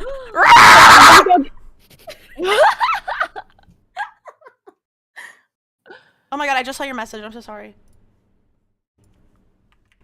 I just saw all of your messages. Hold on, I got it. Hold on, I got you. Guys, Let me let's just say I be getting some. let me send you some tonight. booty pics. Guys, let's just say I be getting some. Guys, let's just say I be getting some tonight. Let's just say. Let's just say I'm getting some. Let's just say There I you was are, a- ma'am. Holy moly! Oh, Where is it? I'm sending Where it. is it? Don't worry, guys. She's wearing pants. It's not like a naked butt pic. I was gonna say like you could put it on. Like I don't give a shit. You can put it on. Can I put it on stream? Stream. Wait, really? Yeah. All due respect. Yeah, go ahead. So That's respectfully, fucking Ash dope. pants on. Save Whoa. image just a little as chomp Mona's out of that butt. Holy shit. Okay, guys. Whoa. Oh. Chat, get ready to goon. I'm just trolling, unless. Unless Unreal. Unreal. Whoa. Okay. I don't know how you get around on chat or around stream with the clap of with. It's so big. It's so big. It won't even fit on screen. That's what she said. How do you sit on that? It's perfect. Comfortably, very comfortably. Holy moly!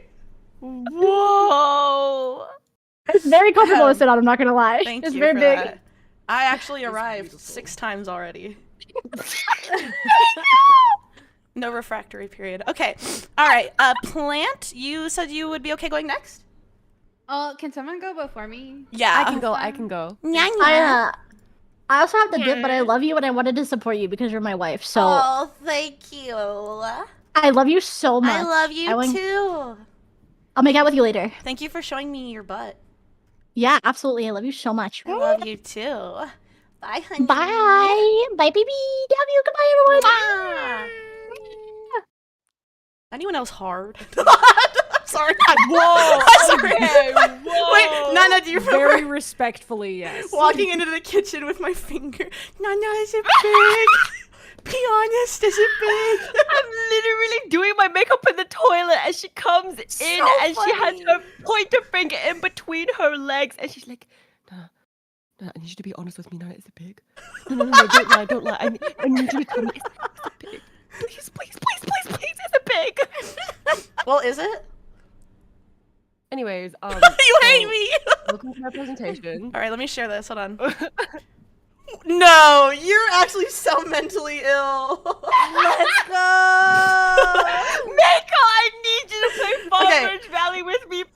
Okay, maybe I will. Maybe I will. Maybe I will. This is my presentation. This is actually for you. You Okay. are actually my target audience. Okay, Like this was personal. I'm ready. It really was. Okay. Yeah? I'm ready. Okay. Alright. Alright. Konana! My name is Nana Asteria. I'm a Song of the Galaxy reincarnated VCLV singer and I'm part of Prima Project. And today, my presentation is on why Farm Merge Valley will fix you! Woohoo! Woo! Are you sad? Are you depressed? Do you have not a lot of friends in real life?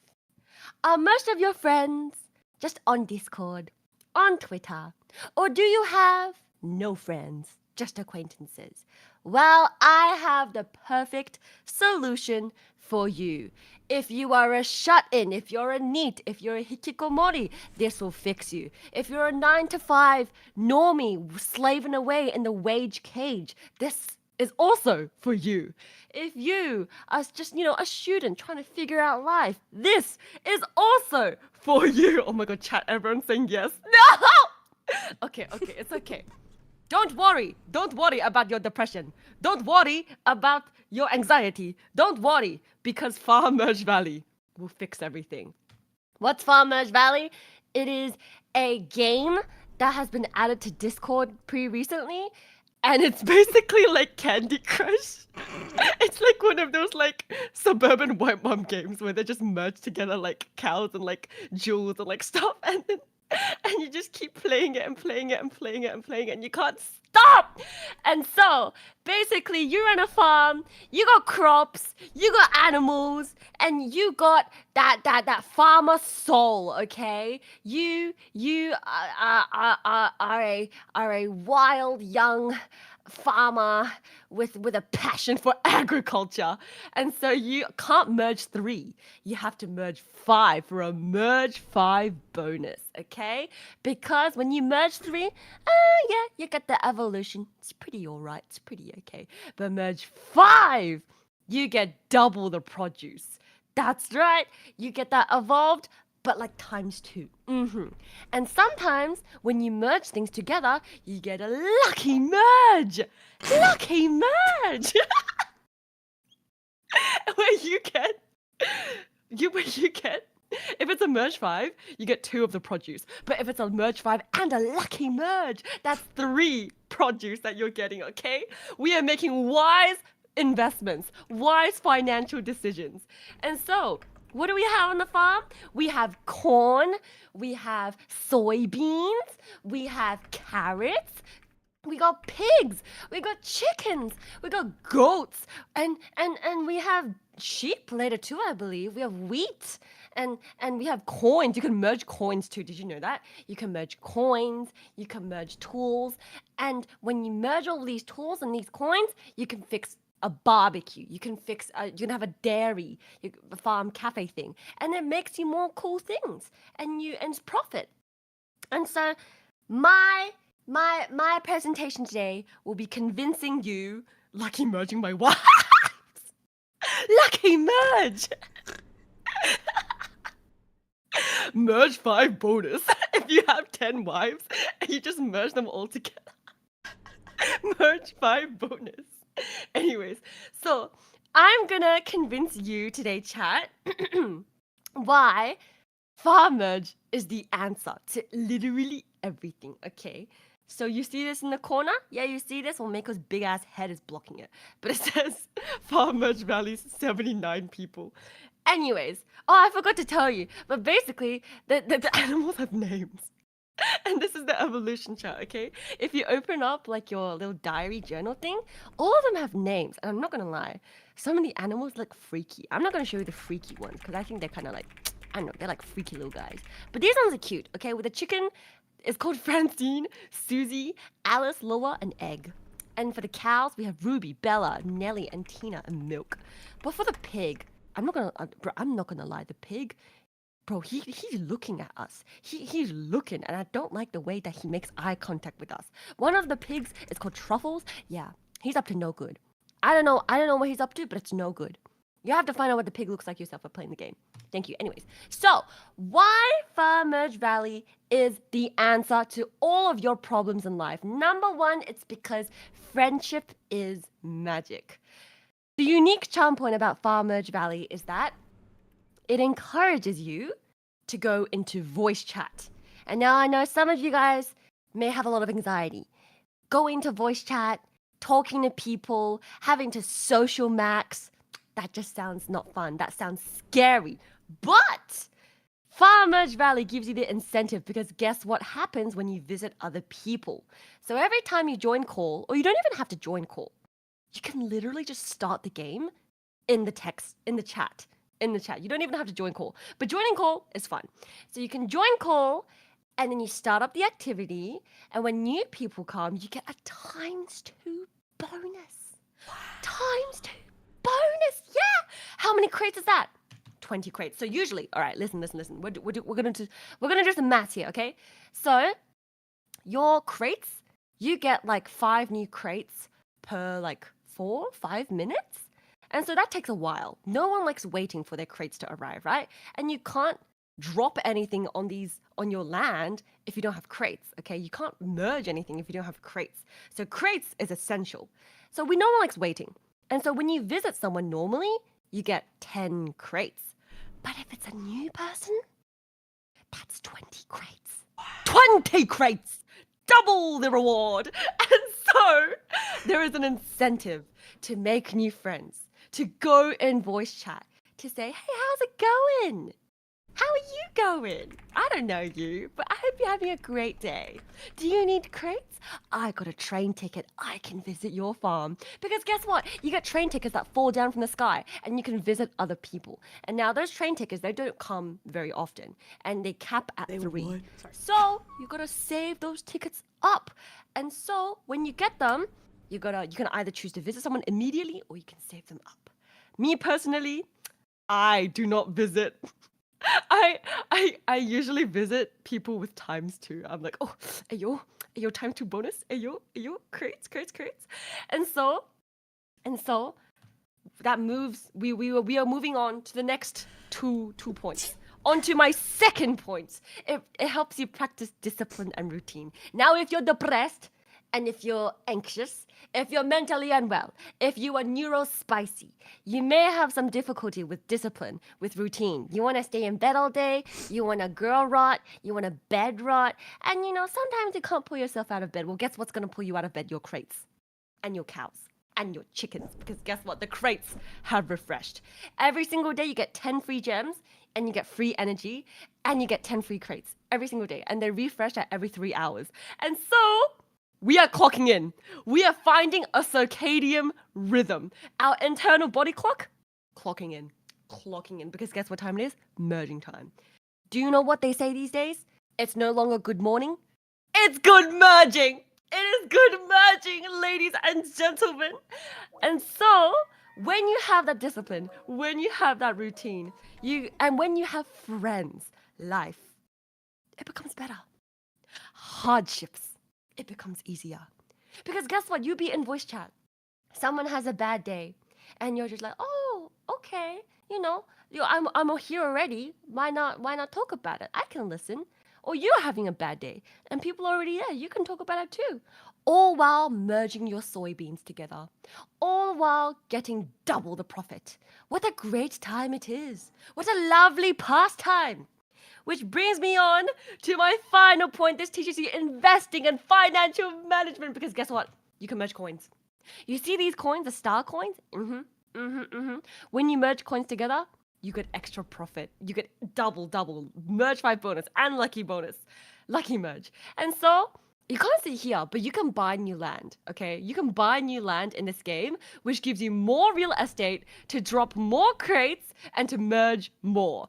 And so you see this pink land here. There's like a pink land that is like sealed off. In this game, there's gems. And so if you use the gems to buy the pink land, you get all of this like goodies, all of the goodies inside the pink land. So you see there's crates, there's a key, there's a coin, there's crates, and there's other stuff. The keys open chests, and the chests give you like more things to merge. And the crates give you more things to merge. The coins give you more money. And yeah, it's a fun time. No, I'm sold. Please tell me more. Of course! Of course. Although I am yapping a lot and I do want to hear other people's presentations. And so I will just leave you in saying that this teaches you investment, making good financial decisions. And the thing that I love the most about this game is that it's actually very forgiving. Far too many times have I clicked on a coin and I haven't merged it. Far too many times I've clicked on a gem and accidentally used it instead of merging. Far too many times I've sped up my waiting process, waiting for my pancakes, waiting for my grains. Far too many times I've sped it up by using gems, which hurts me and hurts my soul. But what I like about this game is that it is forgiving. No mistake is too great, and it won't set you back too far. It will always find a way for you to bounce back. And that is what life is all about. Bouncing back. The power of friendship. Getting into a routine and discipline. Learning financial management. And so, I rest my case. Play Farm Merge Valley. It will fix you. Thank you. Let's Yeah. freaking go! Farm Merge Kinda Valley! sold. It's gonna fix us. That should be the motto. So into it. It's gonna fix I us. feel like I need a glass of white wine in Farm Merge Valley. Right now. Please! Please! Dude, that Please! goes I'll start hard. right now! Please play with me! Please! That actually goes so hard. A glass of white wine in the bath playing some Farm Merge Valley. In the bath. Dude, that kind of goes hard. I'm down. Are you guys actually playing right now? What the fuck is wrong with you? What's wrong with you, Guys, actually? I need a ×2 bonus, please! We I have... have no train tickets though. No, I know. It's a prison. Who wants to go next? Meow or Plant? I can go. Either one is fine. Any preference? Anyone? I'm ready. I can go. Okay, this all right. time. Plant. Would you Wait, mind you didn't let sharing Kat your ask screen? questions. Oh, freak! Crap! I'm so sorry.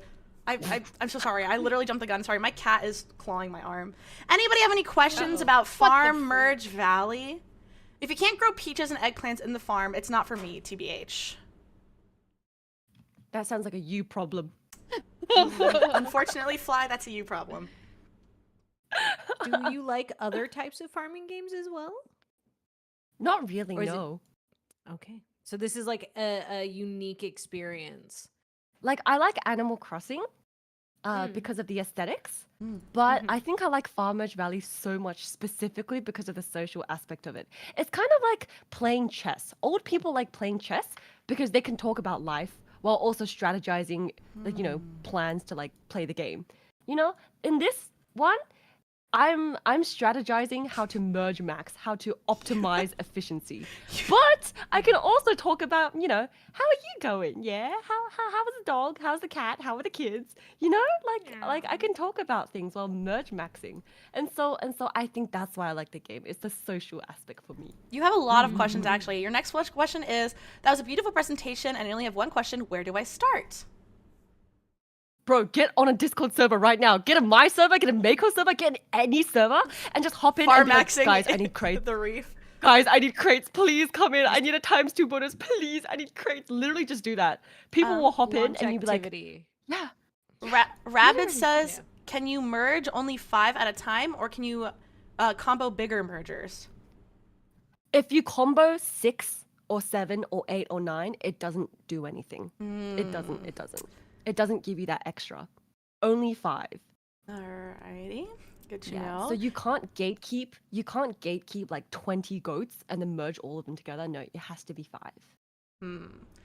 All right. Well, Dr. Asteria, do you need an intervention? Is this a cry for a visit from your friends? This is from Dr. Knives. Please, I need crates. I have 0 crates right now. Please. All right. So yes to intervention. Demon Warrior says, Nana, what is one big advice that you would give for starting farmers? Okay. I would recommend save up your gems, okay? Save up your gems and buy the pink land because the pink land is so worth it. Do not use your gems to buy a second worker. So one issue about the game is that you need to cut down trees and you need to get rid of rocks. But each rock and each tree has like 9 to 10 progress bars which require energy. So it goes like 5, 15, 30, 35, 40, and it eats away at your energy. And it goes from like 30 seconds, 1 minute, 1 minute and a half, and the time just gets longer and longer. And you only have one worker cutting down the trees, removing the rocks.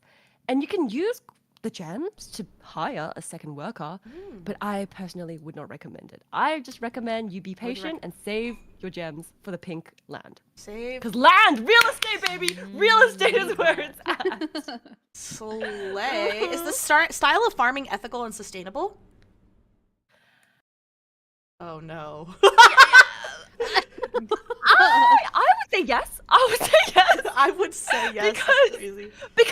Because Lucky Merge. Lucky Merge, guys. Lucky Merge is ethical and sustainable.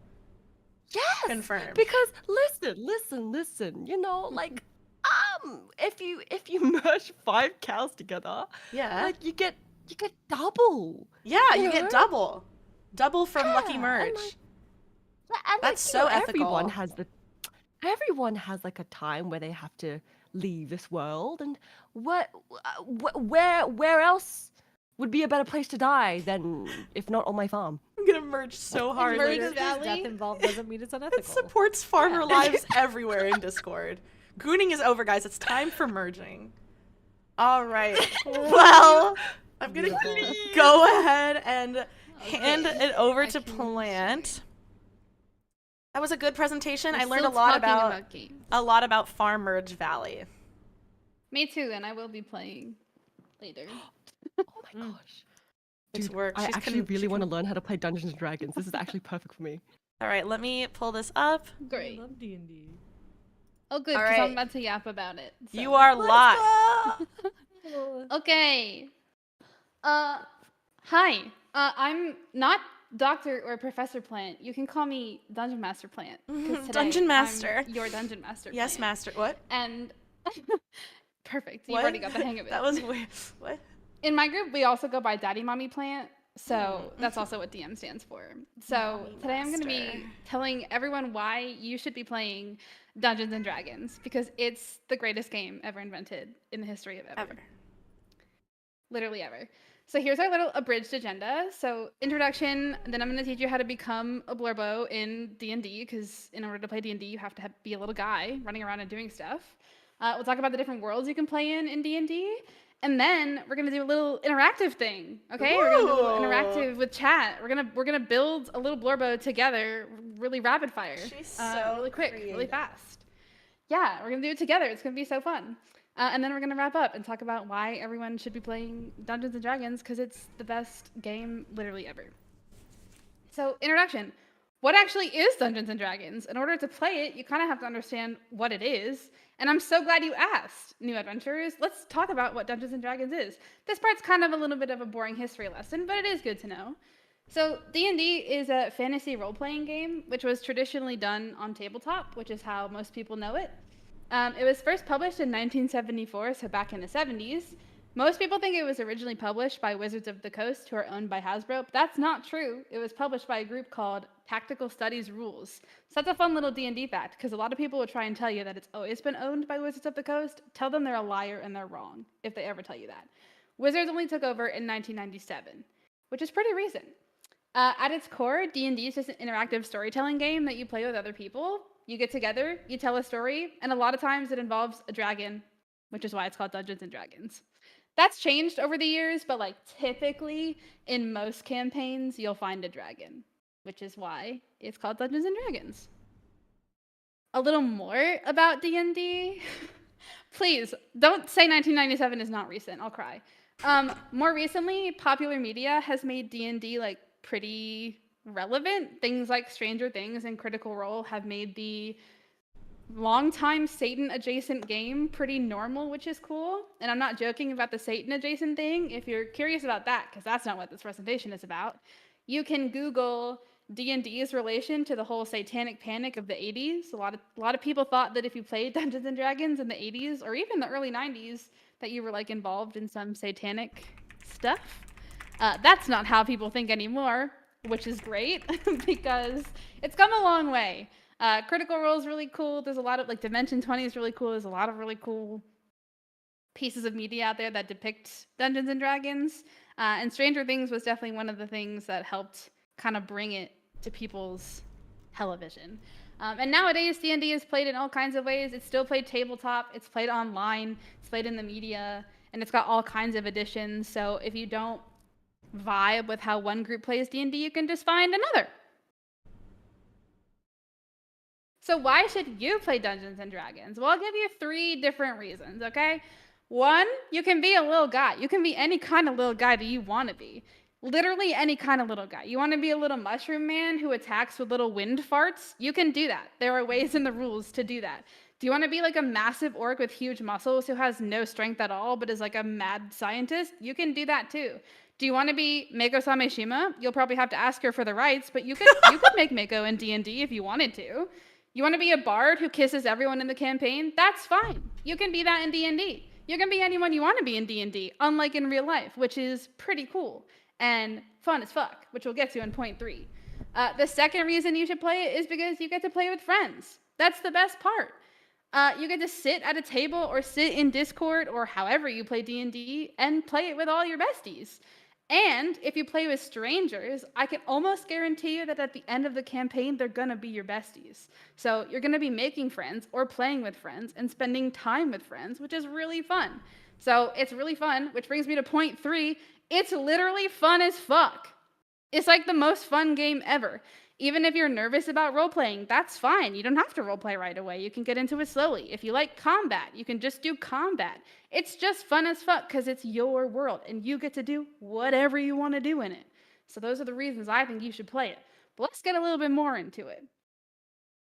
Oh, no, go back. Becoming a blorbo. Let's talk about how you kind of create a character quickly, because there's a lot of room to create characters.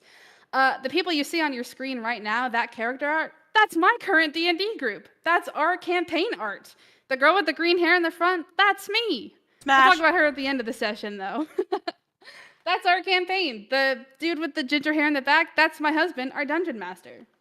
That's the kind of stuff you can do in D&D. Anything you want to do. There's so many races to choose from, and I literally mean so many. The traditional ones that you hear of most commonly in D&D are halflings, gnomes, dwarves, elves, half-elves, tieflings, humans, dragonborns, and half-orcs. And if you played Baldur's Gate 3, yes, that is the majority of the races in Baldur's Gate 3 for a reason. Those are the most standard ones, but there's all kinds of races across all kinds of D&D books that you can be, like owls, you can be a tabaxi, which is a cat. I don't remember the name of the elephant race off the top of my head, but you can be a really big elephant if you want to. You can be a tiny frog. You can be a mushroom. You could honestly be a rat if you wanted to be a rat. There are rules to create a way to make a rat a playable character.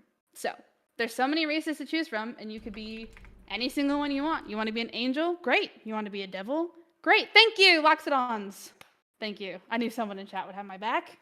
Not only do you get to choose your race, then you get to choose a class. You get to kind of choose what your little blorbo does and how they operate in the world and how they engage in combat. So these are your most common classes: barbarians, bards, clerics, druids, fighters, monks, paladins, rangers, rogues, sorcerers, warlocks, and wizards. All of them have different subclasses. If I went into all of that, we would literally be here all day. But they do all kinds of cool stuff. You can also multi-class, so you could be a barbarian monk if you wanted to. You could be a rogue bard if you wanted to. You could be a wizard barbarian if you wanted to. You could punch people's faces in and then cast a fuck you spell just cuz. It's literally that flexible, especially if you find DMs who are willing to work with you on anything, and there's a lot of them out there. It's that flexible. I like this graph because it kind of shows a little bit of like a percentage on how frequently different classes are. And I know those percentages don't all add up to 100%, but that's because there are other classes out there that are like not the most common ones.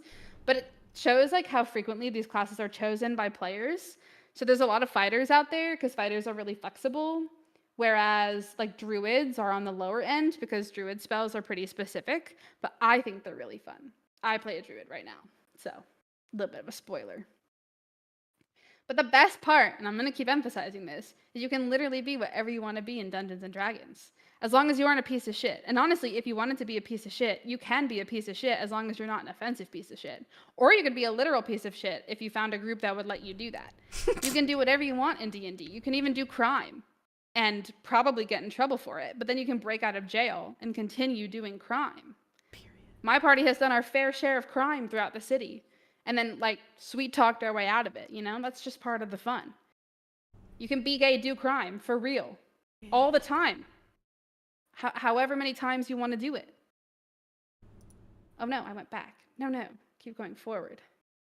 So this is just a little brief thing I wanted to talk about too, because I think a lot of people think, oh, when I play Dungeons and Dragons, do I have to play in a classical fantasy world? And while that is the most common place you'll see D&D campaigns set in, that is not the only place D&D campaigns will be set in. Most D&D campaigns and campaign books are set in classical fantasy worlds. There are some that are predetermined, or you can do what's called a homebrew, which is like making your own world and doing whatever you want in there. But you can literally write in whatever kind of world you want to write in. My current campaign is a cyberpunk campaign. So we write in a cyberpunk world with all kinds of technology and cyberpunk influences, and we have all kinds of like high-tech sniper weapons and cybertech implants in our characters, and it's really cool. And there's literally, there's stuff out there about writing campaigns in space. That's how flexible it is. You can write in space. It's the best kind of escapism ever.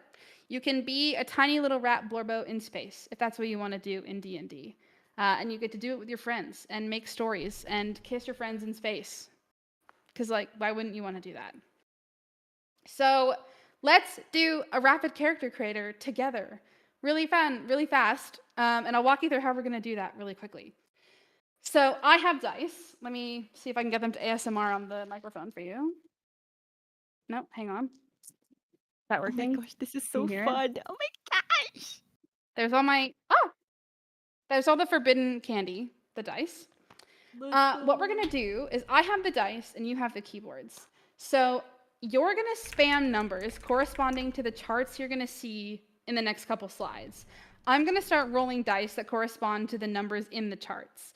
When I roll a dice that matches with a number I see on the screen, that's going to be the thing we select for the character.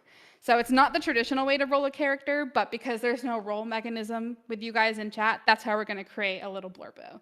So there's six categories. So like I said, really rapid fire, and not exactly how you would actually create a character. But I wanted to do a little interactive thing with you guys in chat, because I thought that would be fun. And because this is Mako C and we're all living in it, which would be a fun idea for a D&D world, Mako gets one full and complete override button. So if we roll something that Mako dislikes, one time Mako can say, no, fuck that, we're choosing this one instead. On period. Okay, so first we're going to roll the basics. So first we're going to roll for race. There's 10 options. Human, dwarf, half-elf, elf, gnome, tiefling, half-orc, dragonborn, tabaxi, and owlin. So chat, I'm looking at both Twitch and YouTube. I have both pulled up. Just start spamming numbers. And I'm going to roll a d10 in 10 seconds. I'll make the clicky-clacky sounds again. Probably not 10 seconds. I'll give it like 5 seconds. Okay. Can you count down? Sorry, I was just joking. Oh yeah, 5, 5. Let's go! 4, 3, 2, 1. Yeah! I'm just trolling. Okay, we rolled an 8. We're a dragonborn. Ooh, I like that. Okay, we're a dragonborn. Slay. Okay. We're a dragonborn, and now we're going to roll for class. So the class options are barbarian, bard, cleric, druid, fighter, monk, paladin, ranger, rogue, sorcerer, warlock, and wizard. Feel free to keep typing numbers. I'm going to roll the clicky-clacky dice in 7 seconds. Can you count down? Yes. 7, 6, 5, 4, 3, 2, and I'm going to roll the dice. She's rolling? She's rolling? She's rolling? I'm rolling now. It's a 4. We're a dragonborn druid. Oh my god, like I just said, druids are the best. That's huge. Okay. We're a dragonborn druid. Meg, are you happy with these choices? I'm happy with a dragonborn druid. I think so. Okay, great. I am happy with that. Now we're going to talk about what the character looks like. So quickly, we're going to do the fun stuff. So next, we're going to roll for hair color. So feel free to keep spamming numbers. Are we spamming to guess?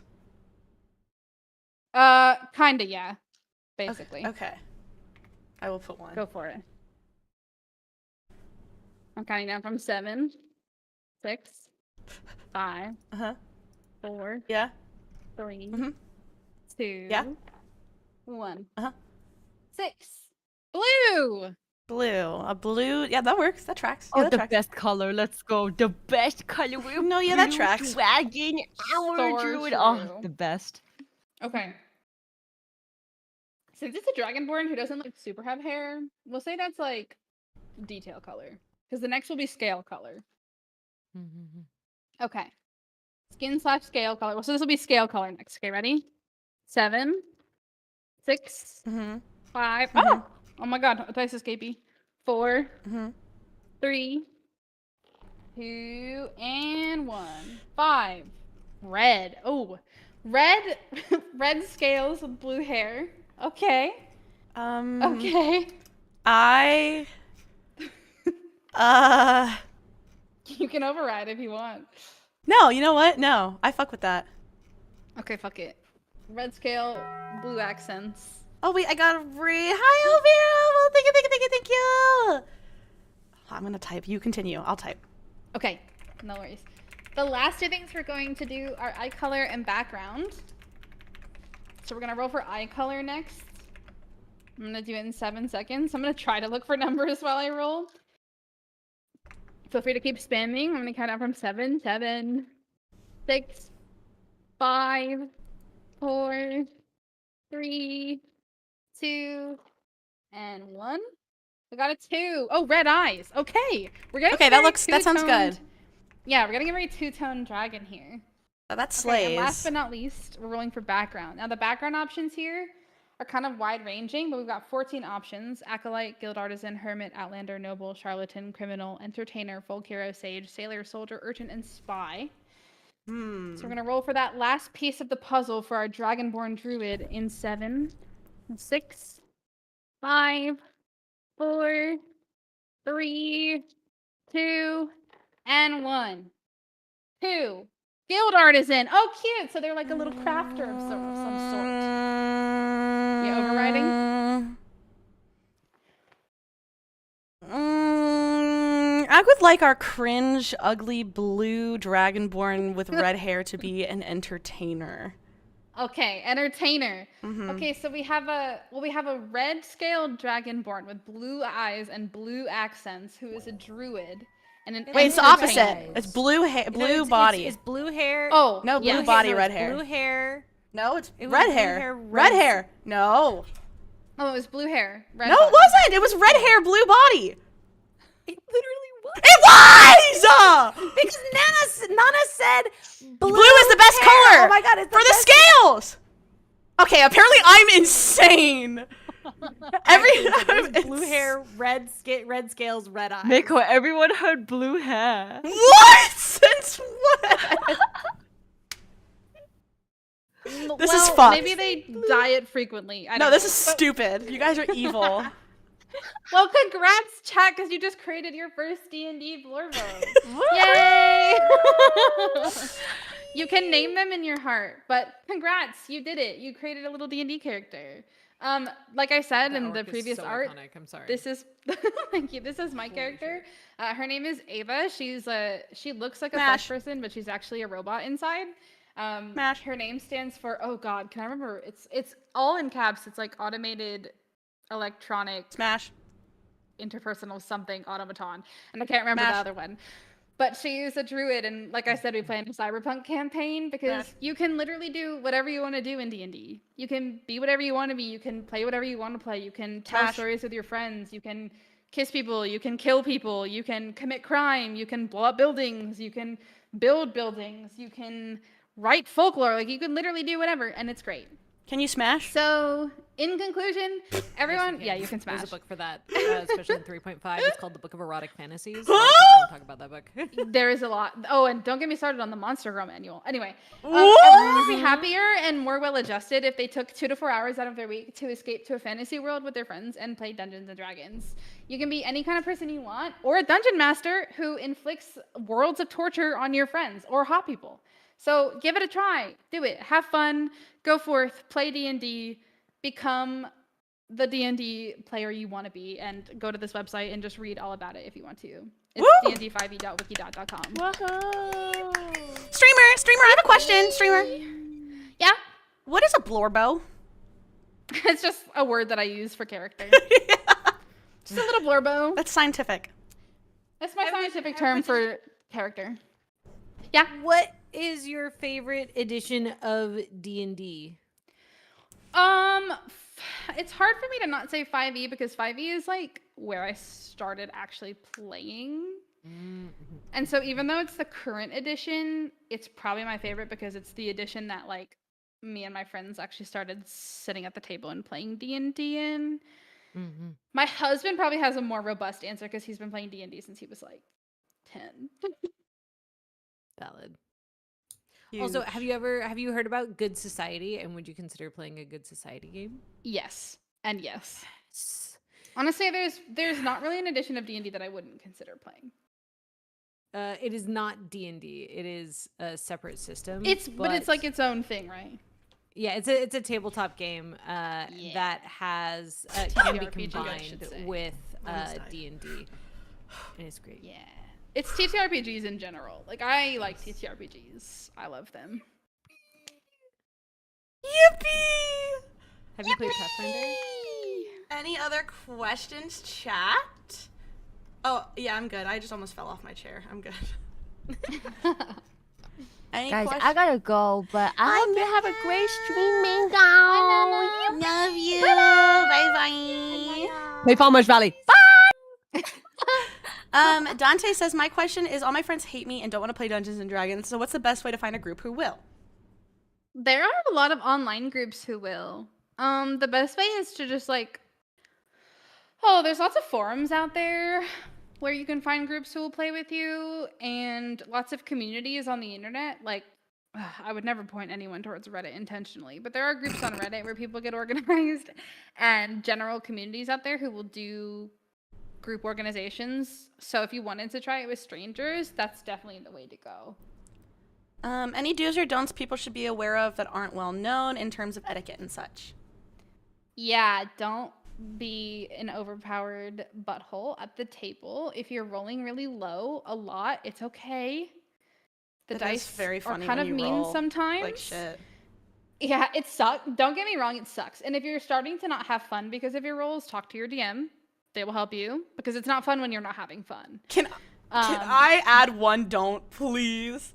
Yeah. Please don't act like your character is the main character. Oh. That is my biggest pet Yes. peeve. I hate that shit. Ugh. It's so annoying. And a lot of times in D&D, the DMs will work together to like create moments for your character. And you'll know when those moments are. So don't take other people's moments because your moment will come. It will what? God, yes. It'll come. Okay, let's take one more question.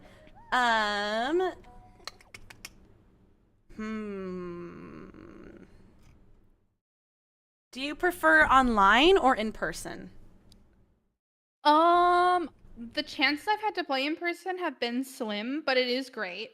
I love playing in person, but because I've mostly played online, I will say there are resources out there that make online play really fun.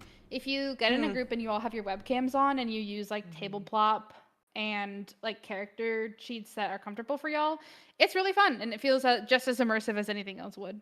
So it's kind of even for me. Well, actually, it's not. I'd rather play in person, but like, What's your playing sword online size? doesn't feel big. Okay, I knew it. Alrighty, well, thank you so much. This was literally so slay, and we love D&D with you always. We love D&D. And finally, we have one more presentation. This one's from Meow. I'm gonna shit myself. Meow. No, that'll be fun. Okay, wait. Let me present. Okay, mine is really stupid. I'm really sorry in advance. Oh my gosh, no, mine was stupid too. Mine was literally about SpongeBob. No. You don't understand. Oh no. All right, let's see here. Okay. Can you see my screen? Wait, is this good? No, this is so good. I already agree with this. Yes. Yay! Okay. All right. All right. This is my hottest take, and this is what I guess we're gonna end on this. Okay. Hi, I'm Meow. Meow. I'm here to bring you my hot take of today and probably my most controversial opinion ever.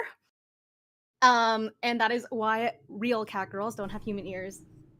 Period. So, source, I'm a cat girl, like a real cat girl. Mako can confirm. Yes, we're both Nana cats can in real life. confirm. Yes. I'm yeah, real cat, actual cat.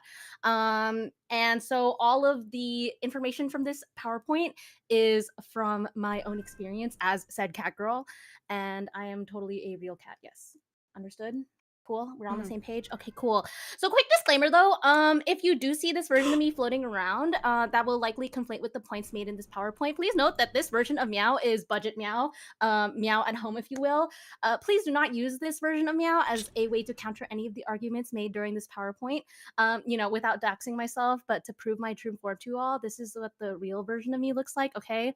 Understood? Yeah? This is the real me. I'm a cat, a real actual cat, okay? Okay, so this is going to be a cat girl versus girl with cat ears. Okay, there's a very, very big distinction between these.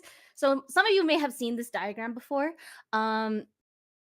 It's I don't even know who the original artist for it is because it's just been posted so many millions of times, and I really tried searching for the original artist, but I cannot find it. I've been seeing it posted literally everywhere. But if you go through each of these, we have a human with cat ears only, human ears hidden, which is like Schrodinger's ears, cat ears on the side, which are more common in other like Kinemon mimes, like harpies, bunnies, etc. And then there's a few other cursed variations, like human ears on top, or I don't know what the fuck that last one is, but I guess that's cat girl, probably, kind of, in some way. That's me shape, in or real form. life. Sorry. They used me as reference to that one. Okay, so yeah, but we're gonna focus on these three, okay?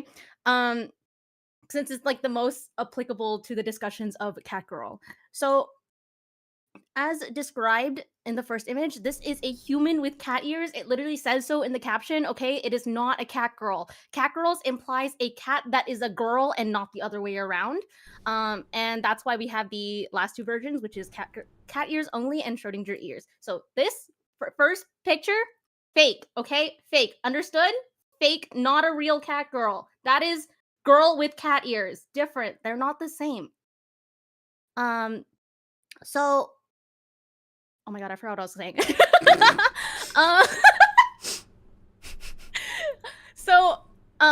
The most go back. The most common form is most definitely Schrodinger's ears, as most people will get up in arms about like, oh, it looks weird with the smooth side head. And so the most like PC version of a cat is that's often found in like anime video games and like super base VTubers is like the hidden side parts of the head so that it's not like smooth head, but both are basically the same thing. I like to think that Schrodinger's ears is actually cat ears only, but it's drawn that way for like the non-believers and for the people who are on super hard copium that believe that human with cat ears is the same thing as cat girl. It is not, okay? So people who say that it's not anatomically correct, you're wrong, okay? Listen, that means you just don't understand the anatomy of a cat girl, okay? So this is I found these notes, these really highly detailed instructions on like how cat girls work. So this is like talking about how like the cat ears sit on the top of the head, okay? Where do the ear canals go? Okay, this is like a very basic person's understanding of how cat ears work, but in actuality, it actually works like this. So the outer side of the ears actually go from the side of the head up, which makes the ears very large, actually, and the ear canals sit in the same location as your human ears would. So realistically speaking, the cat ears actually extend all the way down. And that actually resolves like the smooth side head problem, and also like, oh, where would the earbuds go or your headphones go? And it also still maintains the hybrid anatomy of cats and humans by keeping that together. So this is the most important thing, okay? How do we know that this is the true version of cat girls, okay? Like, you may be like, oh, but animes have it like this way or whatever. No. Whatever that stuff says, no, we have to consult the Holy Bible called Nekopara, okay? So Nekopara has a lot of cat girls. It is like the cat girl Bible, right? everyone agrees that Nekopara is like the consensus of what a cat girl is, a real cat girl. As you can see, all the Nekomimi girls like fall under the category of like Schrodinger's ears and cat ear only. No official media of Nekopara has any of the girls with human ears, especially figures of like Chocola and Vanilla, which are really popular. You'll find that they only have cat ears, okay? They only have cat ears. None of them have both. Even ones where their like sides are shorter or whatever, they only have cat ears. So therefore, if Nekopara says that cat girls only have cat ears, then it must be true. Understood? Okay. I didn't think it'd play right away. So before I finish this off, I have a small clip from Girl DM, a lovely cat girl V2 who has addressed this age-old debate many a time. How do I go back? Okay, hold on. What if I just do this? Okay. Where are your human ears? I don't have human ears. I'm a cat. You go over to all the cats and go, excuse me, cat. Yes, Mr. Speckles the cat. Where are your human ears? You don't do that. Cats don't have human ears. If they have human ears, then they're a fake cat. Fake cat.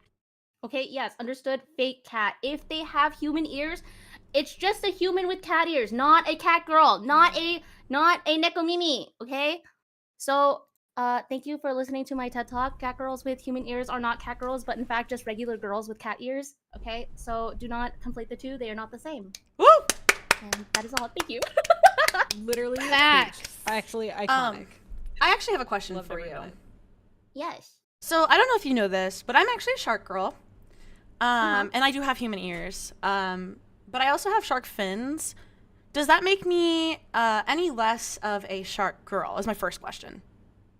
No. Okay. I think this debate is only for cat girls because the ear canal situation is the biggest debate about like where the like, people are like, where do they wear the earbuds? But I think because Shark Girl is like more in Monster Girl territory, a lot more rules I'm a monster are now. allowed to be Okay. done. Yeah. Okay. But, So like, actually, I would agree. There's generally a mammalian issue of where do the ears Yeah. go. Where generally well, you're okay. dealing Well, with- well. Actually, guys, if you wouldn't mind looking at my stream really quick. So in this case, what about this? What about dog ears on the shark girl with human ears? Where does that put me? I think you're just a Giga hybrid now, right? You're like three things. Does that make me any less of a dog girl? What about any less of a cat girl? I would argue that percentage-wise, you're going from like 100% shark to 50% shark, 50% puppy. If you were to eliminate the shark aspects of your body for exclusively the puppy form, you would still be like in this? a 50%. So I'm not a dog girl. I would say no. You're a girl with dog ears now. Wow. What about? When you have all the I ears think- on, you look good. What about now? I don't know. I'm waiting. Whoa. I don't know what to do with this. I'm human just a before girl. me. I'm just a girl in the world. I'd rather not be. That's all that you'll let me I be. think you're I think you're a shark masquerading as a girl still. I'm a girl with girl Yes. ears. Oh, business girl. Yeah. Professional. Very cute business girl. Thank you. All right. Any other questions? No, just based. Based. Any questions? That was a very very interesting. Like I learned a lot. And I love the diagrams. Oh, we had a question here. Mako's dad fricked a shark. Did your dad frick a cat? I'm a cat. I am a cat. I'm a cat that was turned into a cat girl. So your dad did frick a cat, technically. Yeah. Because your dad was a My cat. dad is a Also cat. a cat. Yeah. We might actually genuinely have the same parents because I'm also part cat. I mean, I am a cat. Sorry, I'm a cat in real life, but I could believe that. Meow. yeah. But then would that make like you being one of my wives like But don't talk. We don't concerning? question. Nope. Because we didn't really Okay, know about it cool. before. But Oh, okay, that's cool. VTuber It just family happens. tree is a tumbleweed. Exactly. That's true. And I mean, like, besides like we didn't really know about it before. We can't really like backtrack. Like we can't forget what we did. Remember? You'll never forget.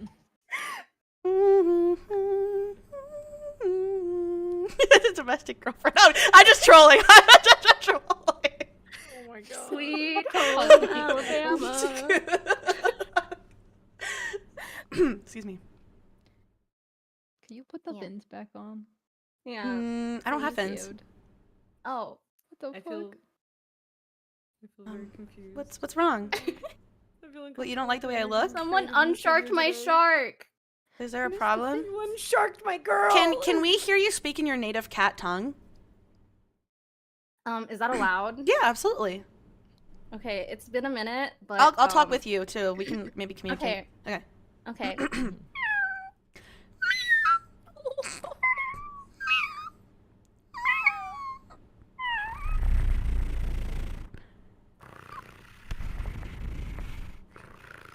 just want to take you guys home.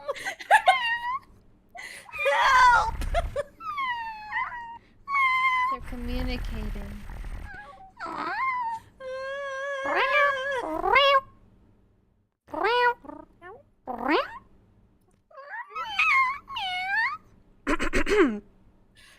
Yeah.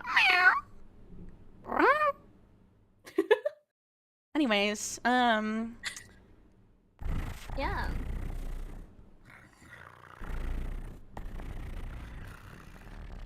Oh my god, we should do a cat ASMR. can we actually? Yeah, I'm down. I'll give you lickies. Oh my Ice cream so good. Ice cream so good. Gang gang. Gang, gang. Anyways, well, can we get a round of applause for all of our presentations today? Thank you so much, guys. This was so much fun. And I love you guys. Chat, can we share our favorite fun fact that we learned today? Can we please share our favorite thing that we learned today during our presentations? Just anything, any little fact, any little, any. I look like Ben Shapiro. For the sake of the argument, let's just say how to avoid post-con blues. That was your favorite. Okay, cool. Mako's not actually a cat because she has human ears. Fuck you. You inverted farming.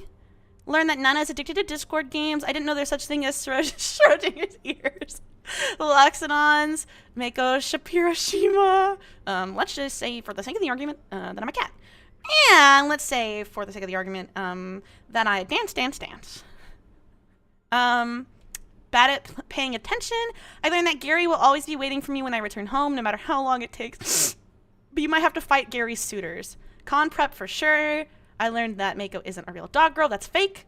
These ears are actually glue ones. Love the informative presentation. May I get a dog shark redeem? Oh, so well, I'll do that after. Always prepare snacks for cons. Let's say, hypothetically, I wanted mommy. I want mommy's milk. And for the sake of the argument, let's say, hypothetically, that mommy is plant. Hey, you. Now, imagine this. Plant is giving me mommy's milk. In this case, I'm me, and mommy is plant. Consider the following. Plant presents plant's milk, mommy's milk, directly into my mouth. And, let's say for the sake of the argument, that she's breastfeeding me. How did we get here? How does it taste? Well, hypothetically, it would taste quite herbal, and actually a little bit sweet. Now, let's say for the sake of the argument, mommy is now kitty. Hey, well. Matcha. Nothing else is new. Nothing's new. Nothing's new. Anyways, I love you guys. Thank you for inviting us to be part of this. Yeah, thank you. So blessed, so honored. I need meow. Yes. Let's say, for the sake of the argument, you are my sister wife. And let's say the sake of the argument, hypothetically, I need my sister wife's milk. Well.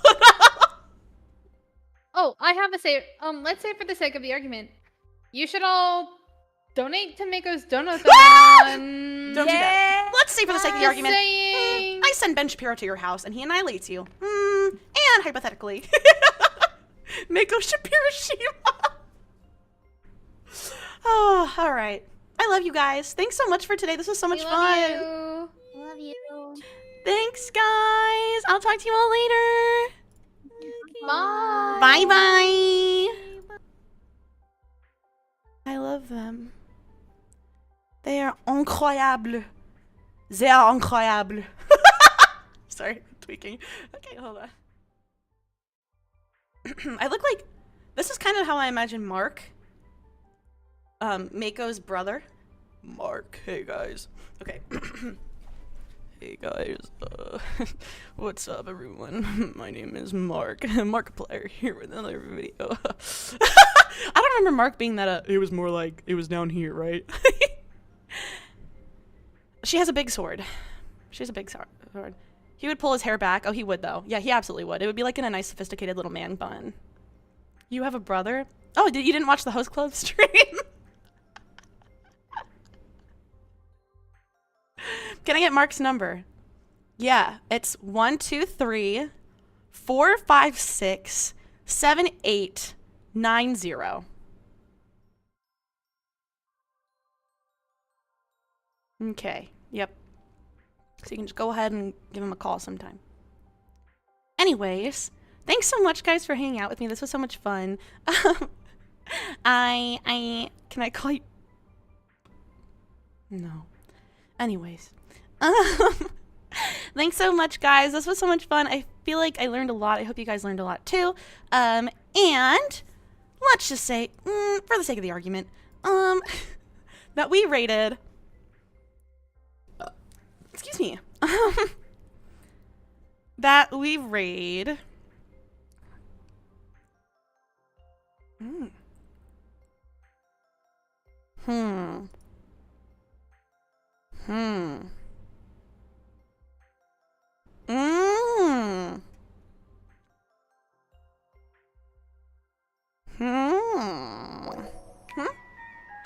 Oh, thank you so much, DTF. Thank you so much for the $10 donation. Whoa, guys, stop! Whoa! Dog, cat, shark, dog, shark, cat, dog, girl. Whoa, guys! 1 2 3 4 5 6 7 8 9 0. Your sis gave me this number. How are you doing? Hey, I'm actually doing really good. How are you doing? Thanks for hitting up my line.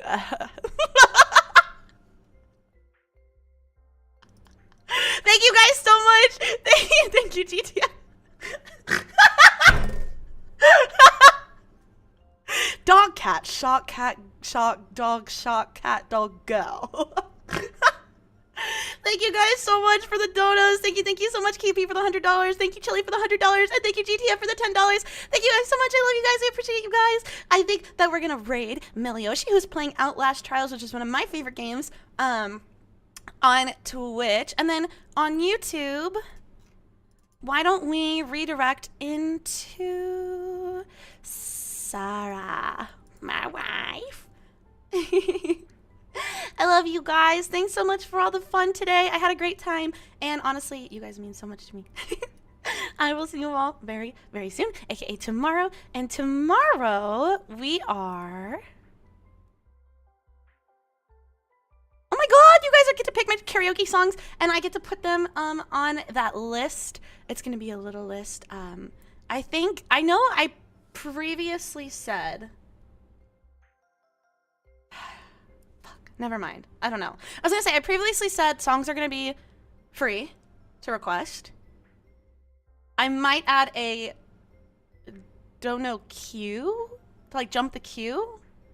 But I did tell you guys it was gonna be free. I don't wanna like go back on my word and say that I'm not going to do that anymore. So song requests will be free. I think I will add like a jump the queue fee if you would like to go ahead of people like just depending on how much. So, okay, how does that sound? Sound good? That way everyone can still participate even if they don't have money. Okay, sounds good. All right, everyone. I will see you all very, very, very, very, very soon. Please wish me luck for physical therapy tomorrow. I'm a little nervous. It's my first time. And please pray for my wallet because that copay is Fortnite. But really, no. Actually, just pray for my muscles because I am a little nervous using these muscles after the pain that I've been in. So. All right, guys. We'll see you all very soon. Mwah, mwah, mwah. Bye-bye, everyone. Bye-bye.